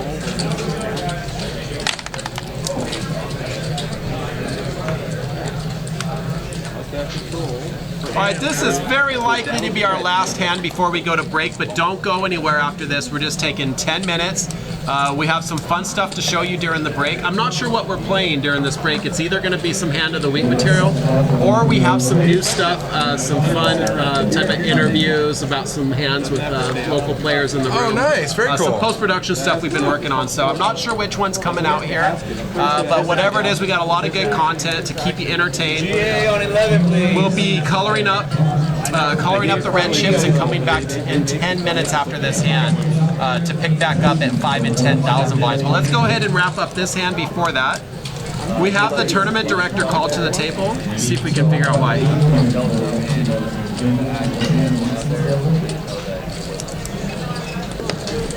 That's our tournament director today, Twee. She does a great job. All right, I'm not sure what happened there, but it's a decisive decision. And that's exactly what you want to see from a tournament director and move on. All right, so we got the action going. Can you hear there she's saying after the hand, we'll be pushing red chips forward to get rid of them. Have some yellow chips in the tray. I can see them there all ready to go. No plaques, though. Damn it. Sorry, Justin. Is this a plaque-free zone? I quit. I'm not coming back. I ain't coming My back. dentist would be proud. You can't get me back.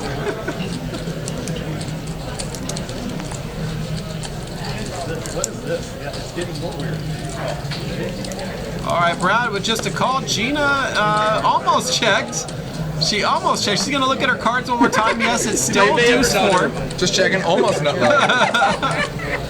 5 players going to this flop. I think this is the most players going to a flop we've had so far. Let's see some action. Let's get a 3. Oh, there we go. Some 7s. There you go. Brad. Brad hits trip 7s. Probably pretty happy with this flop. No flush draws or straight draws on the board as of yet. Roger taking the betting line here. So obviously check over to Roger. He's going to fire 20K, see if he can snake this down. Kind of a fun flop to fire out there. I mean, let's face it, you're only really going to get called by queen or 7, and everybody else is going to just insta-fold. So, you know. And I'm sure that's exactly what we'll see here. Well, a lot of the time it gets through. In this particular case, though, this is not going to work. Ace of Bass. I never heard of Ace of Bass. Ace of Bass. It's the fish-based pun band. So Brad Flat's here. This is going to set off some alarms for Roger. I like the flat there. Oh, absolutely. I like it too. Now, he checks over to Roger there. Roger has to check behind here. He definitely senses the danger. Of course. And we get a last card for the river. Especially since Brad was one of the blinds. You know. It's Now, had that been an ace or a jack on the river, Brad could get a little more money, but as it stands, that's going to wrap it up, guys. We're on break. We're not going away permanently, so don't leave us. Come back and meet us here in about 8 minutes. And until then, enjoy this new Stones Live content. I'm in. Let's do it. See you soon.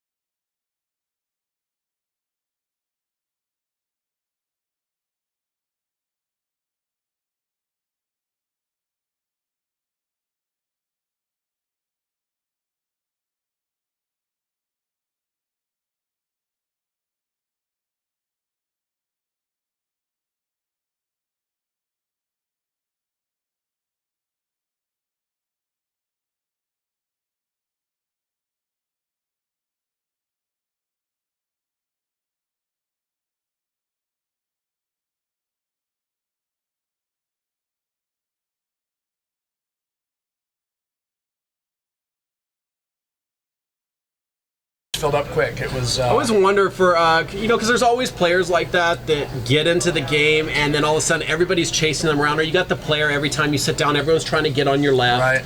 Right. Does that make you feel like apprehensive, like you don't want to be in the game, or for you, was it different? Yeah, no, I could care less. Yeah, no. I mean, everybody was position this or position that. Like I said, I just felt I could outthink everybody and outmuscle everybody, and that didn't work? It didn't always work. Some days it would, you know. Sure. And when I had a hand, I got paid off handsomely, and right. you know, and that was kind of my thing. Everybody, kind of in the No Limit days, would try to play real tight and show a bluff every now and then, and that way their image was tight and they could steal pots, which they really wouldn't, right?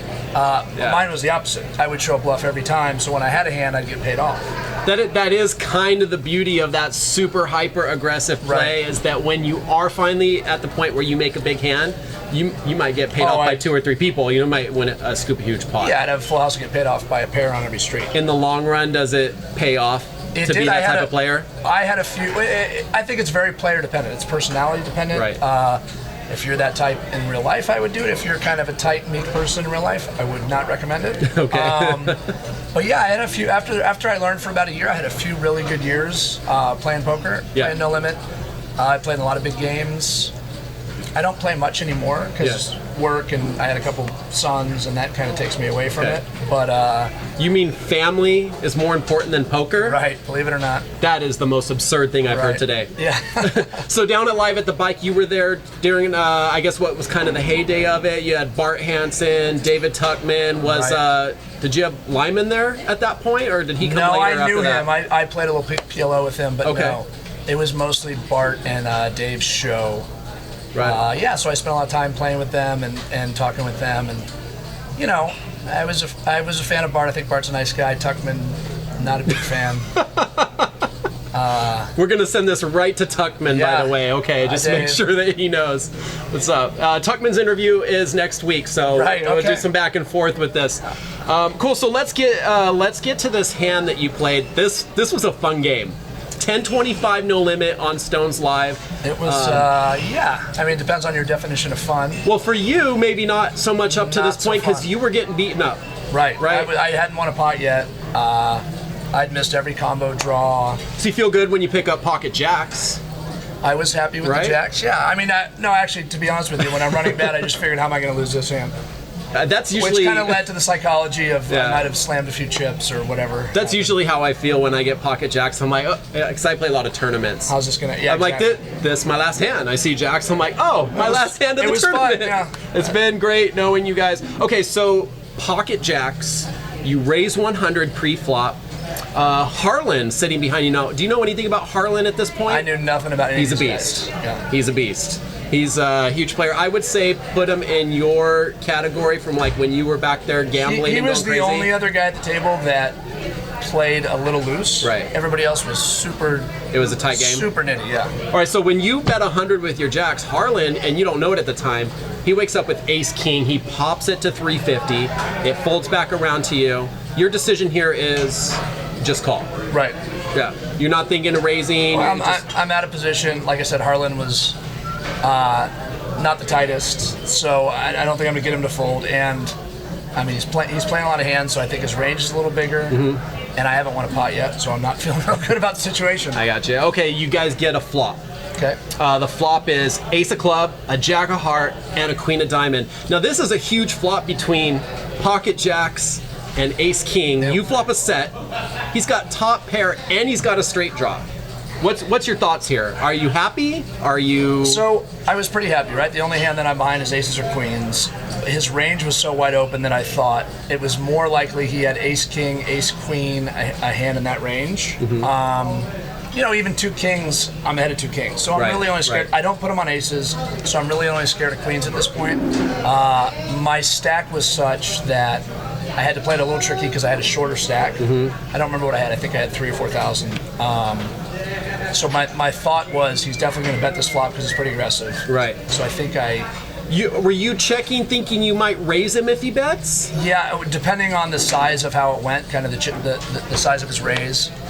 So I don't remember. I think I checked, he bet, and I just called. You check. He bet 450, and you think for a moment, and then you call. Right. Okay. And I think I only had at that point. I only had maybe 1,500 left or something. That sounds about right. So I think I only had 1,500 left. So to raise on the flop, sure. I don't think he's folding, but if he has a hand like tens or kings, he probably folds at that point. So I So thought you think keep him around? keep him around. I'll just lead on the turn and maybe try to make it look like a move. So maybe he calls. Unless the turn's the 10 And of I'm club. thinking in my head, please don't be a 10 in case he has ace king or tens. Well, actually tens, I'm still fine. So I'm just thinking, Yeah. please don't be a 10 in case he has ace king. Of course But it's a 10. No matter what, I'm shoving, right? Oh, okay. So you're decided already. Oh, I'm done. Yeah, I'm Yeah. done. So I know no matter what happens. Because Okay. I'm thinking the range of hands he has, I'm never getting rid of it. So, and maybe if he has ace queen, I could represent it. I don't know. So anyways, the 10 comes, I shove. Well, actually, when the 10 comes in, that's one thing that you said I wanted to touch base with you here, because you say you're thinking in your head no matter what you shove, but you didn't shove when the 10 comes. The 10 comes on the turn, you bet 800. Okay, well, So you didn't put all your chips in, but you're committed. I'm done. Yeah, I'm committed. So Now- in my head, well, because I don't want him to fold in case he does have a mediocre hand. So I bet 800, figuring okay, if he has it, it's going in no matter what. This is the best part in the hand, the legendary moment. All right, you put your 800 in. Harlan says all in, and he's got you covered by thousands. Right. Okay. Yeah, of course you're calling. You've committed. I'm never folding. Now the call is great because you just slam your chips and just chips go flying everywhere. I was pissed. You're It was the pissed, one yeah. card I didn't want to see. I had lost every pot all night. But you're not going anywhere. And I said, you got ace king, right? And he said, yes. So then I slammed. I don't know if you could hear the audio. We did but- not hear that. No. Yeah. So I said, you have ace king, right? And he said, Yeah. yeah. And I slammed my chips. I said, I got Yeah, it. chips went splashing up everywhere. You're And, pissed off. Are you ready to just give up, walk away? Yeah, that was it. I mean, I was done. I think that would have been a 10 ball if I lost. So I'm like, Right. typical. This. Were you done for the night? Were you that frustrated? It was ugly, and it was slow and nitty, and it was frustrating. And, Yeah. that could have been the end of it. So, yeah, lo and behold, you get them in on the turn and on the river. the board paired. A little Another justice 10. has finally Another 10. come to Did you poker. feel like all was right in the world I at felt that point? for a second that there was a little justice. Did you feel bad for slamming the chips? Not much. not too much. No. You broke our RFID reader. Cost us $1,000. I don't buy it. I'm just kidding. Yeah, that didn't happen. Those chips were soft. The table was rubbery. It was. Yep. you felt like maybe the table should be bouncier, or It has a little more give. It was so, I don't know what happened. it was a fun hand. It was definitely the hand of the night, and it's one that got talked about. One thing that was kind of cool. So we'll typically have between 500 and 1,000 people watching live, and of course a lot of people watch afterwards. The chat room just lit up. Yeah. People could not believe it. Like it. First of all, from the get-go, it was the sickest setup hand. Like it was, set of It's gonna jacks, happen, right? top pair, top kicker, straight draw, the straight comes. It's a total setup, and it's just luck on the river, right? Right. There's no skill there. You guys are all in. It was It's suck just and resuck. who gets the card. Right. Cool. Absolutely. So you went away feeling good. Does that mean we get you back on Stones Live? Or? Yeah, I mean, it's possible I'll come back. I'm hoping for a little more action. Okay. Like 8 Harlands in me, maybe. Sure. Honestly, usually the 1025 is pretty action-packed. I wish you could have been here the month before. JC Tran was in the game. They were doing $50 mandatory straddles, optional double that would've been straddles. fun. It was outrageous. When I get JC back in the game, I'll definitely reach out to you. But Sounds great. awesome. We appreciate you being here for the interview and being a part of our second ever episode of the Stones Weekly Roundup. Oh, cool. Thank you so Yeah, much. Glad to be here. Absolutely. I enjoyed it, Justin. Awesome to have you here, Mike. Yeah, absolutely. Let you get back to work. All right, man. All right, Appreciate take it. care. See you guys.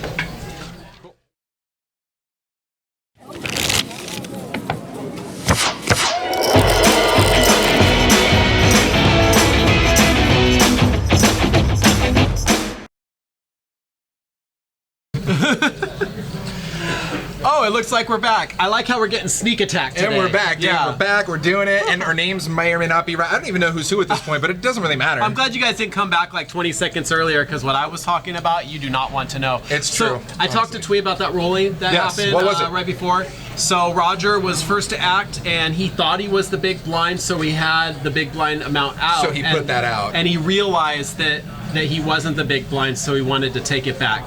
Twee's rolling was perfect. She gave him a warning, let him know it could be made to stay in there, but this time, since no action had happened behind, Okay, yeah. he was allowed to take it back Cool. and act on his hand, which I think is a perfectly appropriate rolling. And you don't know anything about floor rollings because you haven't done that for how I mean, many I'm years? just guessing. I'm just guessing. Okay. Yeah. Yeah, Twee is an excellent tournament director and did a great job on that rolling. I wish we had better. We could hear better on the microphone, so I could have heard it live. But But we Same did it after thing. the fact. No, but it's okay. We leave something for you. Okay, so it looks like we got some all-ins here. Roger with 8. this is a 3-way all-in. Oh wow, Paul with All right. ace 5 here, and now obviously Paul in the short stack needed. I mean, any ace he's getting it in there no matter what. Oh, Angry Pollock joins us in the chat room just in time for a 3-way all-in. Welcome. Of course, there's a 3-way and Angry Pollock shows up. Classic. She was playing today too. She was in this tournament. I actually told her that she needed to go super deep in final table this just so we can talk smack about She her. likes to go deep, so I'm It's true. surprised she didn't. And that's why she shows up when the 3-way happens. I mean, but at the end of the day, I was really hoping we get her on the table to talk smack, but now that she's in the chat room, we can talk Yeah. smack anyways. But we got Wah. Wah's our version of her. It's true. All right, so let's see what we get on this flop here. Ace 5, pocket 10s, pocket 8s. Roger gonna need a little bit of luck here. He's in bad shape. And the 10 comes right out. Right in the gate. Boom, shakalaka. That's going Ouch, to pretty Tom. much cinch this hump right here. Population you. Population, all these guys. Paul has a chance with a 4. Wow, the wicked 4 could happen. Roger's drawing dead at this point. And that's a wrap for Brad. Does he knock 2 people out, or did he cover both of them? I believe he did. Wow, the double, the elimination. That's a double knockout. So the first hand coming back, we lose 2 players. That's pretty So huge. we don't lose one player the entire first part of the stream, and then we come back and we're like, both you guys out of here. That is Paul had the shorter amount of chips, so he's going to end up with 9th place money, $991. Roger in 8th place, getting $1,388. Great job, both of you. Nice run today here at the Stones Live 40K guarantee final table. And double knockout by Brad puts him in pretty good shape with chips. Double TKO, strong. Damn. Man, to not only wake up with the best hand, but then right in the window, spike your set, like, oh, great. game on. Such a great feeling. It's never happened to me, so I'm only guessing that it's a great feeling. But damn. It feels good to be good, but man, it feels great to run good. How about that? Yeah, you still had 100. Yes, Tank X, that is the real Veronica, or someone has hacked her account. Either way, we're good with it. I don't think you can tell either way because they pretty much talk the same amount of spam, even if it was a random hack. Speaking of that, my credit card got jacked for Black Friday. Somebody had a little spending spree on it. How much? Nothing much. They tried to charge like 2 different things for like $600 each, and I think they both got flagged and then shot me an alert. And I don't even think they went through, but Somebody's using my credit card to try and access midget porn, and I don't know who it is, but they need to stop. I thought because we shared the same name that I could get away with it, but I guess not. And guys, it was donkey porn. He's mistaken. I'm sorry, it's LP. It's LP. Gotcha. The midget is not the PC. Okay. LP. Oh, Yeah. got it. I had to think They're about LPs. that. There's still so many acronyms we could go Don't with be LP. don't be like that. Okay. LP. Got it. Just keep it LP, dude, on the DL. Keep it PG for LP on the DL. PG for LPs. All right, so it looks like we got a raise here to 60K by Dan the Carpet Man here with 10. Seem to be the hot hand Is right Gina now. thinking about calling 50,000 more with 8-7? Gina does what Gina wants. Wow. Did you know Veronica was trying to get me drunk while I was working today? I am not surprised, and if she wasn't, I would be like, where's the real Veronica? So, I told her, I said, who's going to be the tournament director at Stones when they fire me? I'm in. I mean, I'll just slip right into the role here. You got it? Dude, I can take off the name badge. I can just white out over the last name. It's not a big Yeah. deal. Done. You don't even need to do the last one. There, boom. Justin. Just Guys. put it on. Nailed it. It'd be like Floor. I'd be like, nah, I don't like you as much as the other person, so hey, that guy wins. That's My what ruling would be everyone's chips go to me. happens. Done. No, don't take my name badge. Oh, sorry. Leave it.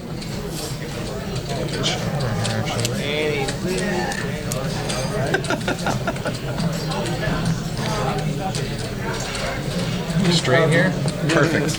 Nice. Done. Justin pun pretty much intended. I'm in. It rolls off the tongue nicely. It's puntastic.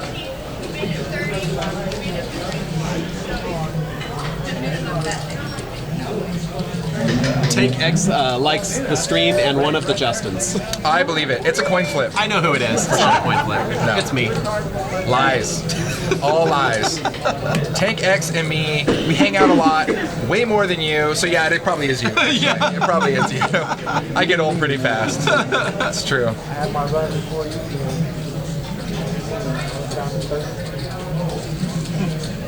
While watching it earlier. So over to Gina here in the cutoff. The cutoff versus the blinds. I believe we have a dead button because Roger busted. Would've been Roger's button. The cutoff technically is the button at this point, and Gina waking up essentially with an ace in position. Yeah, that's gonna be a raise all day here. Dan's out, and obviously Joel with 7 deuce, unless he wants to get random superhero cape looks on. like He's out of here. pretty easy win for Gina there with a rag ace. And like you said, pretty much she's on the button. Yeah.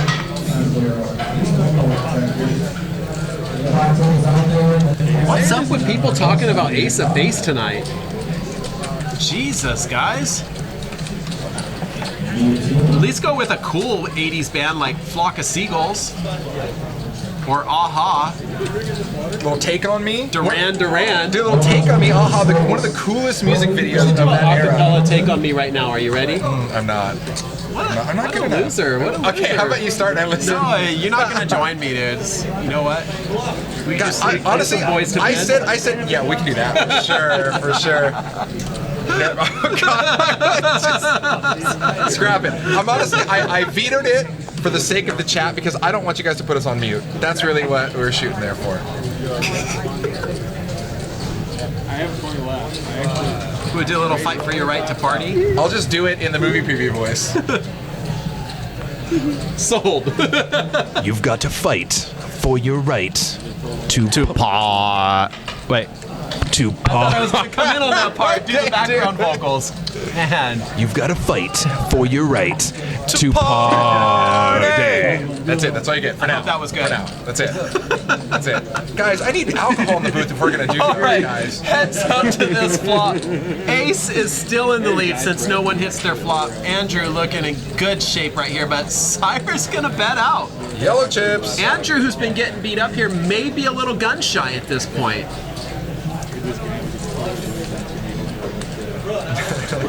I love our chat. You can't just attack the greatest band of all time like you did, bro. The chat is not okay with Ace of Base. Oh my god. The one-hit wonder all day. I don't care if I have to delete everyone from the chat. No more Ace of Base talk. God, so bad. That'll just make everyone start talking about it. That's now, it. You know.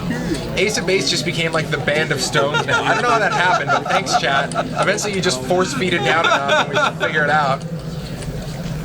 All right, Andrew's going to get away from it. Cyrus properly bets here and takes it down.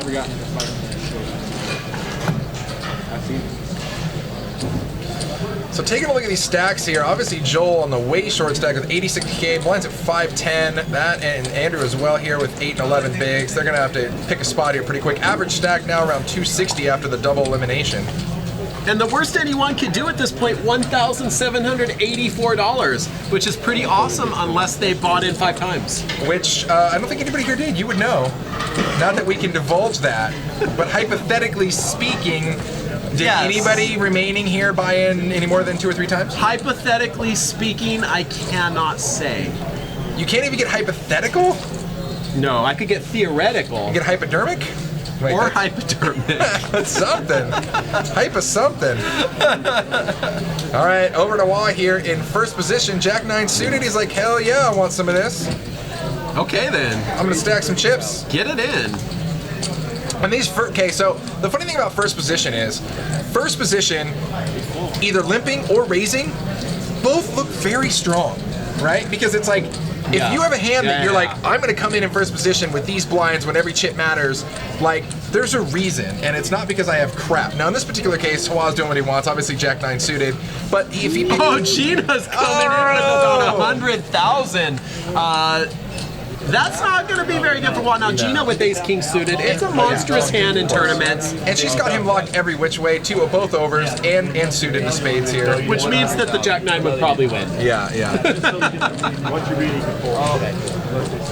All right, that should send a fold all the way around the table. I don't think Andrew can do much with King or Queen Jack there, and yes, Wa's going to get away Sends too. a folding shockwave. Yes, I'm just killing it in the chat room. I think you are 100% right. Gina is on track to take this tournament down. A monstrous chip lead. She's got 500,000 chips out of 1.8 million in play. It's still anyone's game. Exactly. We got Andrew and Joel here on the short stack. They're on life support. I mean, they're in what I call any ace mode, right? You give me an ace, they're jamming it. Any sort of remnants of maybe some suited connectors, they're in. I mean, you just got to make a move at this point. With blinds at 5K, 10K, and 1,000 ante, I mean, it's just too expensive to play, especially now after we lost 2 players. You know, now we're playing 7-handed. I mean, these blinds are moving around quick. Very good. I had Guys, don't forget, tomorrow night, 7 to 10 p.m., we have a 5-5 no limit game here. That is a full game, so if you want to get on, you can get in on the app, put your name up for it. We also have an outer table 5-5 pot limit Omaha with a couple seats left. I'm typing join in the chat room. That'll give you all the information you need if you want to join that game. Text that number. We'll get you signed up. It starts at 6 p.m. tomorrow. And taking a look at the schedule, I got news for you. Is it a back-to-back Justin and Justin show? Am I in here tomorrow? That's what it said, whether you knew it or not. I have stuff to do. I have stuff to do, okay? Well, okay, you might be in here by yourself. You're going to get 1 Justin tomorrow. That's all I can tell you. Or 2 for the price of 1. At a minimum. How about that? You guys got really lucky. Seriously. What did they do to deserve this? No, they tuned in. That's step 1. And I think at least half of them clicked that heart, and the other half still waiting to click it. So go click that heart. All right, Andrew's pushing it all in with Ace-King suited, and it's $59,000 more dollars. Yeah, same thing. Yeah. For Brad to call with Ace-3 suited. Now, considering that's only 20% of his stack, and he may be looking to knock out a player here, he's probably going to gamble. Yeah, you might see a call here. And the thing is, if you have Ace-3 suited like that, you're really just hoping they have like a couple of paint cards, like a King-Queen, King-Jack type scenario. Well, Brad's going to find out the bad news here if he calls that he is dominated. And you said I was wrong! Looks like somebody's turning into the Incredible Hulk there from the sounds in the background. Bruce Banner is busting out. My favorite situation when these happens is you get it in with Ace-King, you know you're ahead of somebody, and they're contemplating a call, and when they call, they say, I know you got me, but I call anyways. And the moment you hear that, you're screwed. You know they're hitting their crap Either card. that, or what I affectionately call the oh F it calls, or the oh what the hell calls, Yeah. right? Where they're just like, oh what the hell, I'm like, well crap, whatever you need, it's good. Walk away. You're like, Walk away because you're done. I know I'm 80% to win, but what do you need? You need perfect runner. Yeah, Oh you'll yeah, get you it. got it. You'll get it. Less than 1%, you're easy money. Easy money. Oh my God, our chat is on fire tonight. Loving it. Thank you for the Ace of Base love / hate / love so much. Really sticking it to Brad here, and Brad's thinking, I just busted 2 players, I just got these chips. He doesn't have to give too many away, though. Exactly, and the thing is, there's just so much value there. Pots, he's getting over 3 to 1. He's getting almost 3 to 1 on his money to call, and it's only 20% of his stack. Would you call? I don't know, maybe. Oh, Brad would. I wouldn't like it. I know. I gotta think that I'm behind with ace. I hate ace rag. Even if I'm against 2 paint cards, where technically I'm ahead with an ace over, I just absolutely hate playing ace rag against 2 middle cards. So he's gonna make the call here. Okay, while we're waiting for this board, I got something for the internet here. There you go, guys. All the ace of base you can handle. Did you see the sign? All right, so he's going to be looking for 3 here or a lot of spades, and there's a couple of spades right there. Oh, and Andrew just gives the chuckle. Oh, it's never easy. It's never easy. A little bit of a sweat here. That's a lot of a sweat. Zing! Oh, and a 3 to open up even more. That is so nasty. gross. Okay, so there's 1 card left in the deck that can help Andrew, the King of Clubs only. Wow. And that's not it. So nasty. Brad takes him out with the 3. Doesn't even hit his flush. So nasty. Gross. So nasty. Well, that's 7th place for Andrew. Still walking away with a solid $1,784, $1,784 in his pocket. I do believe he is one of those that only bought in 1 time. Solid. But you're not allowed to tell me that, so let's just say that, whatever, right? Hypothetically, he bought in 1 time. Hypothetically speaking. All right, we're 6-handed now. We got to change, the cards for dealers. Brandon coming in to sling some cards. 6 players remaining here, and let's get a scramble on those cards and see what's going on. Ace 3. Brutal. Does that hand have 5 fingers and no thumbs? I like to doodle. And I didn't say that they were good doodles. Let's see here. This is his doodle. Yeah, 5 fingers, no thumbs. Okay, just let it happen. Okay, there's a reason I didn't get the artist's job, and I'm stuck in here. Did you guys throw my doodles away? You still have your surfing devil back here? I brought a surfing devil. Oh, that's too bad. It must have got thrown away by housekeeping. That's messed up. You did it. I know you did it. No, I took it home and I framed it and I put it on the little mantle with that little hair doll I made of you. What's the problem? Everybody has hair doll. Yeah, it fell out of your hair that way. I swear. All right, new hand shaping up here. Dan making some interesting gesture into the pot. I'm just killing it. Says, well, I guess that's why you call there, because you're gonna get it every time. Gina's raising with pocket 7s, and she is staying consistent with being aggressive here. That's what I said, at least my dad played got everybody a big one. Yeah. So guys, make sure you subscribe to us on YouTube there as well. All of our previous broadcasts get pushed over to YouTube, so you can go back and look at all of the sorts of crazy cluster clucks we found ourselves in with some of the hands and some of these cash games, some of these tournaments for sure. So make sure you subscribe to that and go check it out. Just a reminder too, we will be streaming another tournament final table next Sunday for the Western Senior Poker Series. The best way to know when we're going live with final tables, because they can happen at any time, follow us. Click that heart, make sure you're following the stream. Let us know how you want us to send you a notification that we're going live. You're so tight, you squeeze nickels and they grow. Just, I don't want you to be concerned, because I have a Samsung phone battery here. Switching batteries? Well, not yet, but it shouldn't explode. Okay. All right, whatever. 90% chance it doesn't. We're just going to set it over on your side. 90% chance. You know how many freaking 10% outers we see hit at this table? I know. That battery's going to explode. It's scary. It's true. When people are like, oh, it's like 90%, I'm like, guys, we just watched somebody get 2 outers. It's a bad beat for you. Like the last hand. It's a bad beat. Yeah, life. We get the bad beat of the life.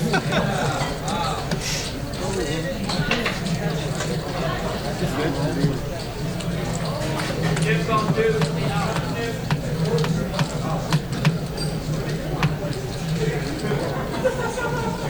There's gonna be 3 prices on one. All right, Dan's going to take one down pre-flop with 5-4.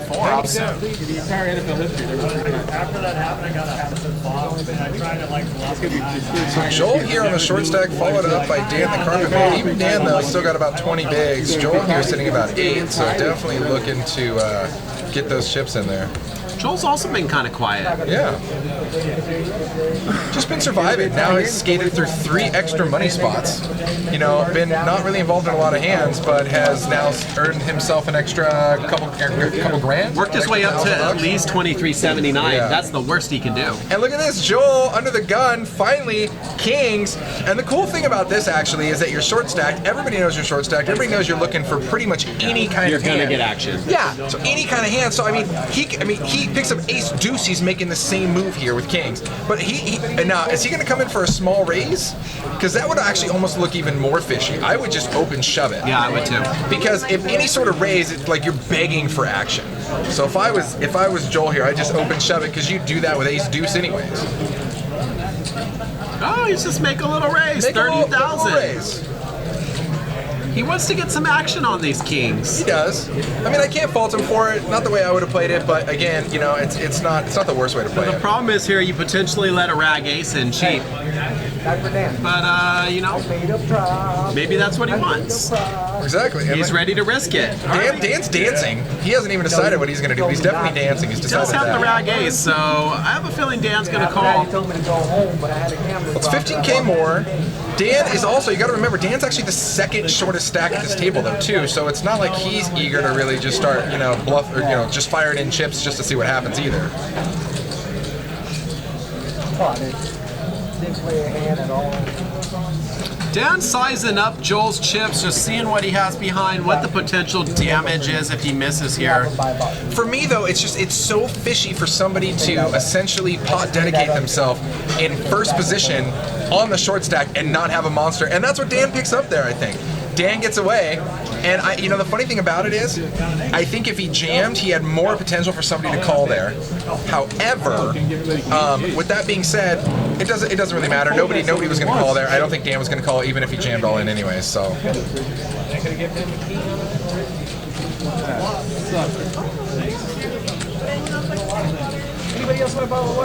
All right, so Joel gets a much-needed little boost to his chip stack there.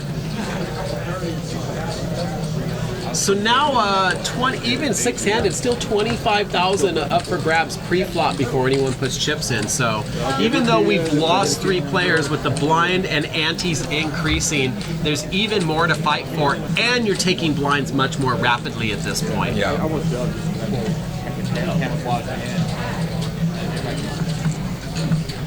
The thing is, even with nobody calling Joel there, I mean, it's got to feel good to pick up an extra 20K when you were sitting at like 80, you know? For sure. Or 70 something.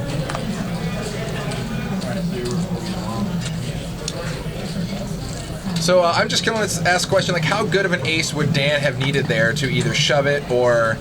I think he would have needed a relatively solid ace because of how strong Joel looked, the way he played the hand instead of just open shoving. But the other thing is, Dan's the second smallest chip stack. If it's Gina, I think Gina could have done it with just about any ace. But Dan... I don't think shoving there for Dan is a good idea at all. I think if he's getting the right price, just call. Yeah, exactly. See if you spike your ace and go from there.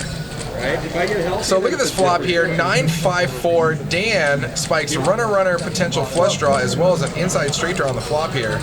And Joel's just whiff city with queen high. Dan's gonna fire out 11K. What city? Whiff city. Whiff city. I love it. And that's good enough. That'll take it down. That'll do, big. That'll do. Dan actually was the one behind there looking for outs, but he bets it and wins it. Absolutely.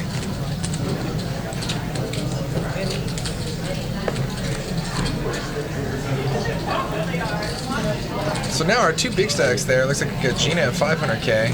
Monster. Average stack 300K right now.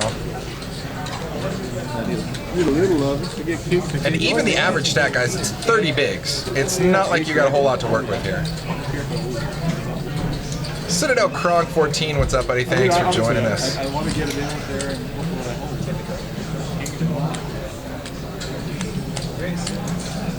All right, looks like Hua here under the gun, waking up with Ace Queen. We've seen him do under the gun spunkiness with Jack 9, but now he's got Ace Queen. He's going to come in for 45K. Solid 4.5x bet raise here. And I don't see anybody else coming along with this hand.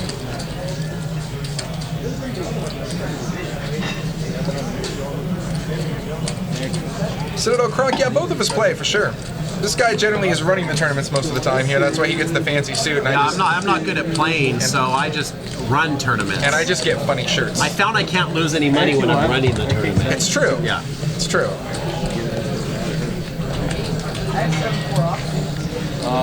Yeah, you got my kicker. I got 3 life kings. Derby, I want to re-raise. I got 3 life kings. No, I played a little bit of cash while we were waiting to go live on the stream here earlier today. Just a little 1-2 game. I hopped in there for about an hour. Any luck? Yeah, I made a couple dollars. Nothing much. You know, I made enough. I paid for dinner.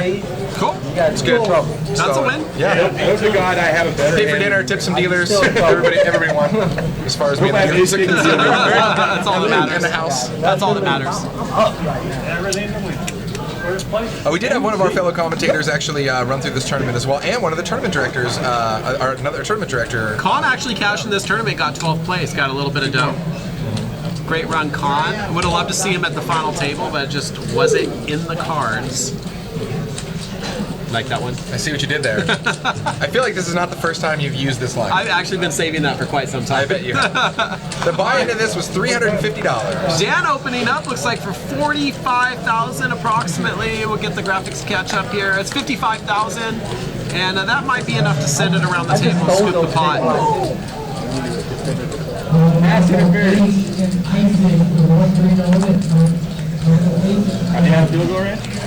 Cruising around here, 12 minutes left in this blind round of 5K, 10K with a 1,080. Tank getting a star to your name. What's up, buddy? Thanks for subscribing. Wow, how do you do that? Baller, subscribe. Yeah, can we do something special for him? I don't know. I think it's all up to our booth man back there. Maybe. I mean, Tank's been around. Tank's been hanging with us the last few streams. Not all heroes wear capes. It's true. Well, Tank's been also stalking me from the bushes, so I was going to do something for him anyway. All right, Ace Jack flops good, and against Jack 8 might get some action. Gina picking up a piece of this board. And Gina probably likes this card because if she's playing against another Jack, then it ties it up. But Dan has the kicker that's going to work here. Jacks and 10s, Ace working, neither one bets, and Dan's going to scoop it up.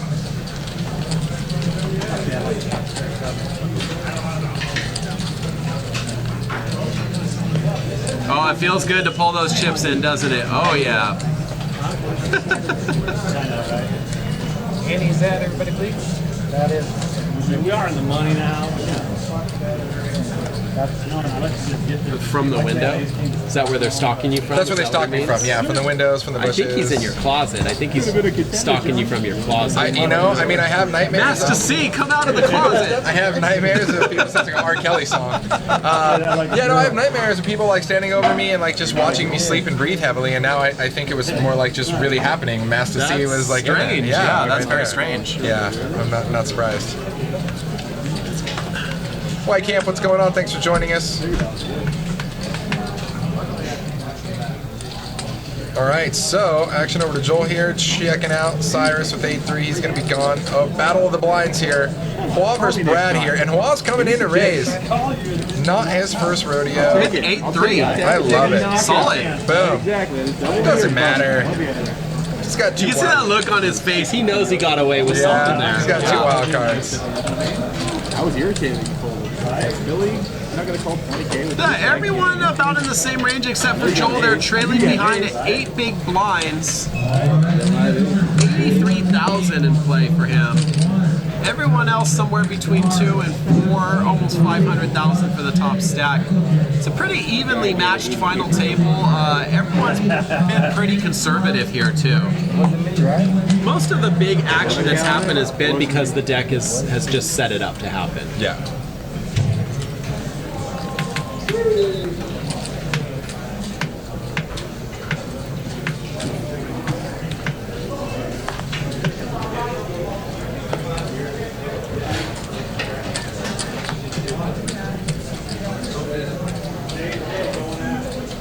So Battle of the Blinds here. Brad looks like he's just going to limp along, and Gina's not having it.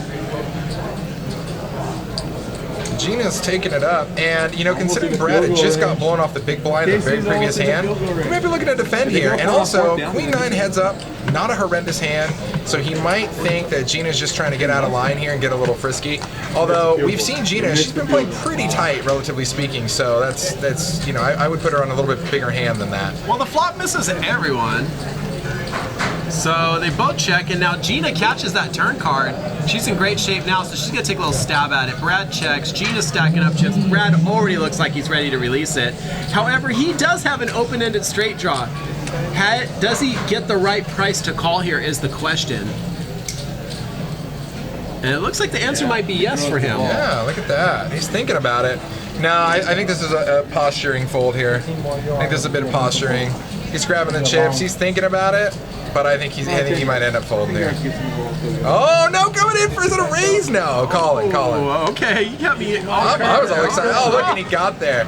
Nice. So he's open-ended. He spikes a queen. He's gonna check. Okay, he's gonna check through. Yeah. So we have a question in the chat room that I think might be a good one for you. WeCamp wants to know why they're opening so large. 4x, 5x, is that usual in play? He's a cash game player. Yeah. And you were talking about earlier how optimal is 2.5, but what about now that they're six-handed? Is this more standard? Well, it could be. See, the thing is this, is that I think that you also get to a point to where you have a lot of chips, but not enough to really continue these huge post-flop, post-turn bets.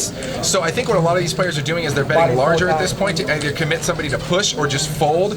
I don't think they want to make the smaller raise and then have somebody call along with them and then have to worry about a lot of post-flop play. I think it's more of like almost like I started to use the term like a bit of a scared raise, just because they're not looking for action. They're looking to just take down the pot now and move on to the next hand. Right away. Exactly, right? But I think again though, it's the sizing is still a little large. 4.5x, 5.5x. I think that's a little on the large side. I think that you could get that. A 2.5 accomplishes the same thing? I think that, well, even in this, even if we're going to up that 2.5 factor, I think you can still get away with maybe 3x, maybe 3.5x. I think 4.5x to 5.5x, you're going to get that same information that you're getting out of that as you would with the 3x, but you're risking less. So I agree with you. I wouldn't be raising it that much necessarily. I would be in the 3x range. Joel's all in with Queen 8, and it looks like he opened this pot. Cyrus has got a hand in front of him. I'm not seeing the hand up on the screen, but it doesn't matter. He's letting it go. We're around to Wah, who has Ace King, and I think he said call. Yeah, Hawaz in this pot no matter what. 81,000. Wah's already called. No one else with much of a hand to work with unless Gina wants to gamble there. Dan gonna let 8-5 go. Little camera time first. Yeah, I like it. Iskax is right. Like C-Day's been clinging to those like 7 big blinds for like a half hour, man. He's doing some powerful laddering. I like it. And here's our matchup. Right, heads up, all in already. Wah with Ace King offsuit and Joel with Queen 8 suited. That makes me so happy having a lifeguard. And Joel looking for some little bit of luck here. So a couple of unders here. Ace King versus Queen 8 suited. Queen 8 definitely a dog here. Gonna need some help. Oh, right in the window here. Joel hits his queen, but there's a flush draw out there. Pair with Queen 8. No heart, no river. Oh, that's not gonna work. There you go. That's a wrap. Joel takes it. Joel takes that pot. Queen 8, 2-pair, and even with that ace coming on the river, he did need that second pair. A lot of cards potentially to dodge there, but Joel doubles up.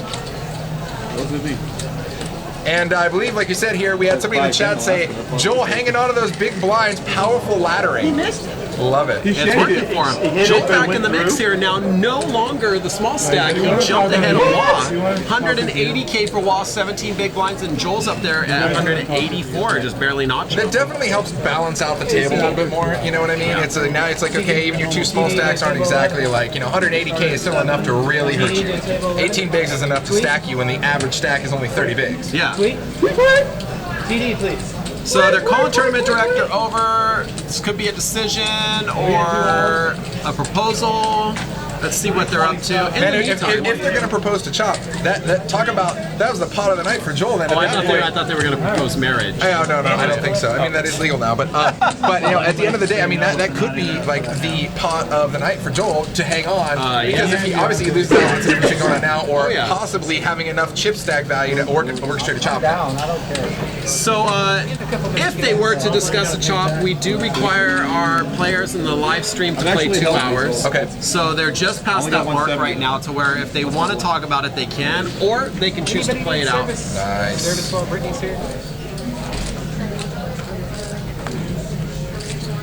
Brad waking up with Ace Queen. It's 10,000 to go. Joel also has Ace Queen. I hated that hand.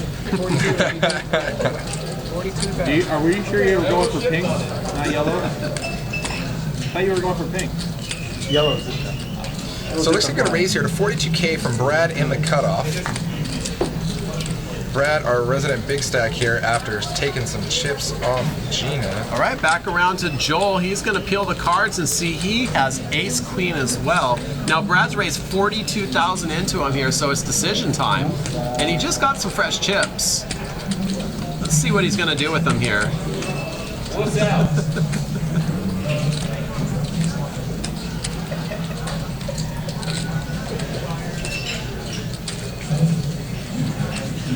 Looks like fold posturing to me. Yep. Definitely looks like fold posturing to me. I don't know about that Joel guy, that's for sure. He said a donkey. Yeah, Super Donkosaurus Rex. Donkosaurus Rex, I like that. Yeah. That's good. solid. So Joel's gonna come in the pot Oh, he here. does it. He calls and we get a flop. 9, 3, 10. Couple spades on the board, but that will only work for Brad if we get running spades. Joel checks. So Brad stacking up a bet. Healthy size pot here, 95K. That's good.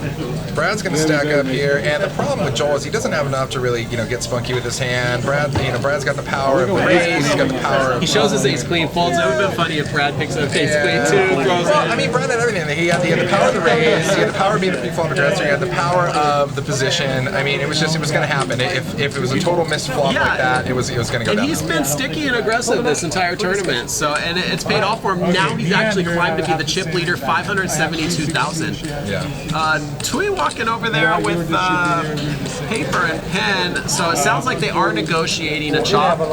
We'll give them a moment to do that. In the meantime, I did want to point out 2 weeks from now, December 6th and December 8th, for our regularly scheduled Tuesday and Thursday evening tournaments, we have a little special format going. It's this chip in for charity. And so you buy in for 75, you get 10,000 chips, and then you have the option to actually buy 5,000 additional chips. It's $5 a chip for $5 for 1,000 extra chips, and you can do it up to 5 times. Nice. So $25, 5,000 bonus chips, and that 100% goes to Lilliput Families to help local kids right here in Citrus Heights find foster homes. Very cool. Very cool. We're on the big screen, and that's usually a pretty good sign that a chop's going down. Oh man, I forgot all about this Justin name badge too. Yeah, and I'm glad that I did my makeup right today because, God, I look good. Look at me. Damn. Yeah, and he's not conceited at all too, so that's good. Humble about it. That's good. Super humble. Straighten the tie up here. Oh yeah, solid. Look. Okay, I'm done. I'm done looking. On with the show. So are we talking about orchestrating a chop here? Is it going down? It looks like they are. And now here's how the chop process works at Stones, and most card rooms I think are pretty much adopting it and trying to do it this way. What they do is, first of all, they negotiate an agreement, and so you need to get an agreement that all the players at the table are happy with, and then you take a vote on it. So we have vote cards. Okay. It's a two-sided card. One side just has the Stones logo. The other side, one card says yes, one card says no. If you agree to the chop terms, you place that yes card forward face down. If you don't agree, you put the no card forward. This protects any player that wants to continue playing but is feeling pressured at the table, like they might be a jerk or something if they don't want to. So it gives some anonymity where someone can feel free to say no to the deal if they feel they're being pressured and not necessarily have anyone know. Now, when you get down to 6 players, you get to the point where they probably could pretty easily figure out who said no, because you're probably the chip leader or the guy that was kind of on the fence about it anyways. So sometimes players are appreciative if someone will just speak up, and like for me, I have no problem with that. I will actually get to a final table 1 out of every 100 tournaments I play, and I want to play. Yeah. I want to see how far I can make it, and so I'll just tell them up front, guys, I'm not worried about the money. I want to see how good I can do. Knock me out and then discuss your chop, and I'll be upfront about it. But some players do get upset about it. But you very rarely get that far. That's what I'm saying. 1 out of every 100. That's why I'd say. I already said that.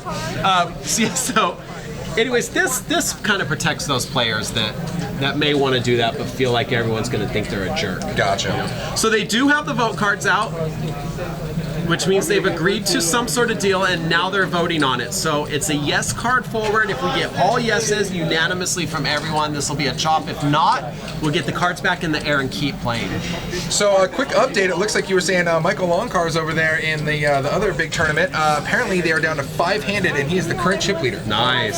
First place is 60K up top. 60,000 for first. So let's pretty solid. root for our boy there. Yeah. Absolutely. I hope he still wants to come and be a commentator. Exactly. He's like, well, does it pay 60 grand a session? Because I mean, I got stuff I got to do. All right, we got the vote cards. All yeses. That's a chop, guys. 6-way chop.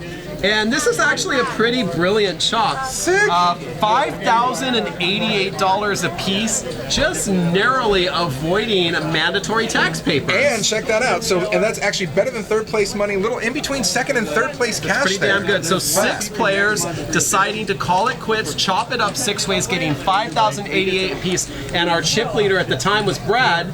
He gets a free entry into our December 18th 40K guarantee tournament. So congratulations to all of our players. That was Wah, Brad, Gina, Dan, Joel, and Cyrus. Sweet. Taking it down 6 ways. And honestly, I think the biggest winner here was Joel. Man, survived the entire time on like a few big blinds, doubles once, and I said if they go to a chop, that one double up pot was over the 3 to 4 5K pot for him. You know, I mean, just done. Yeah. So he should go take those winnings and try and double it up in like a 2-5 or something. Yeah, and then just buy us a bunch of drinks right after the stream. There he is. He's right there. In front of us. He's gonna buy us a bunch of drinks. Don't lose all your money. That was a great score. Okay. Oh, wow. Justin here, Stones Live, final table. We appreciate having you here. We always know who our real fans are on these streams. It's true. We're unscheduled because, you get a notification on your phone, you tune in. We appreciate you being here so much. And tune in tomorrow. We're both back. We might switch seats or switch names on the screen. We do what we want here. Yeah, whatever. I do what I want. I might get pushed off the screen again. Standard. All right. So, be back tomorrow, 7 to 10, 5-5 no limit. We got a great lineup for you, sick action game, and we're looking forward to being here and spending the evening with you. Have a great night. Justin out. Justin out.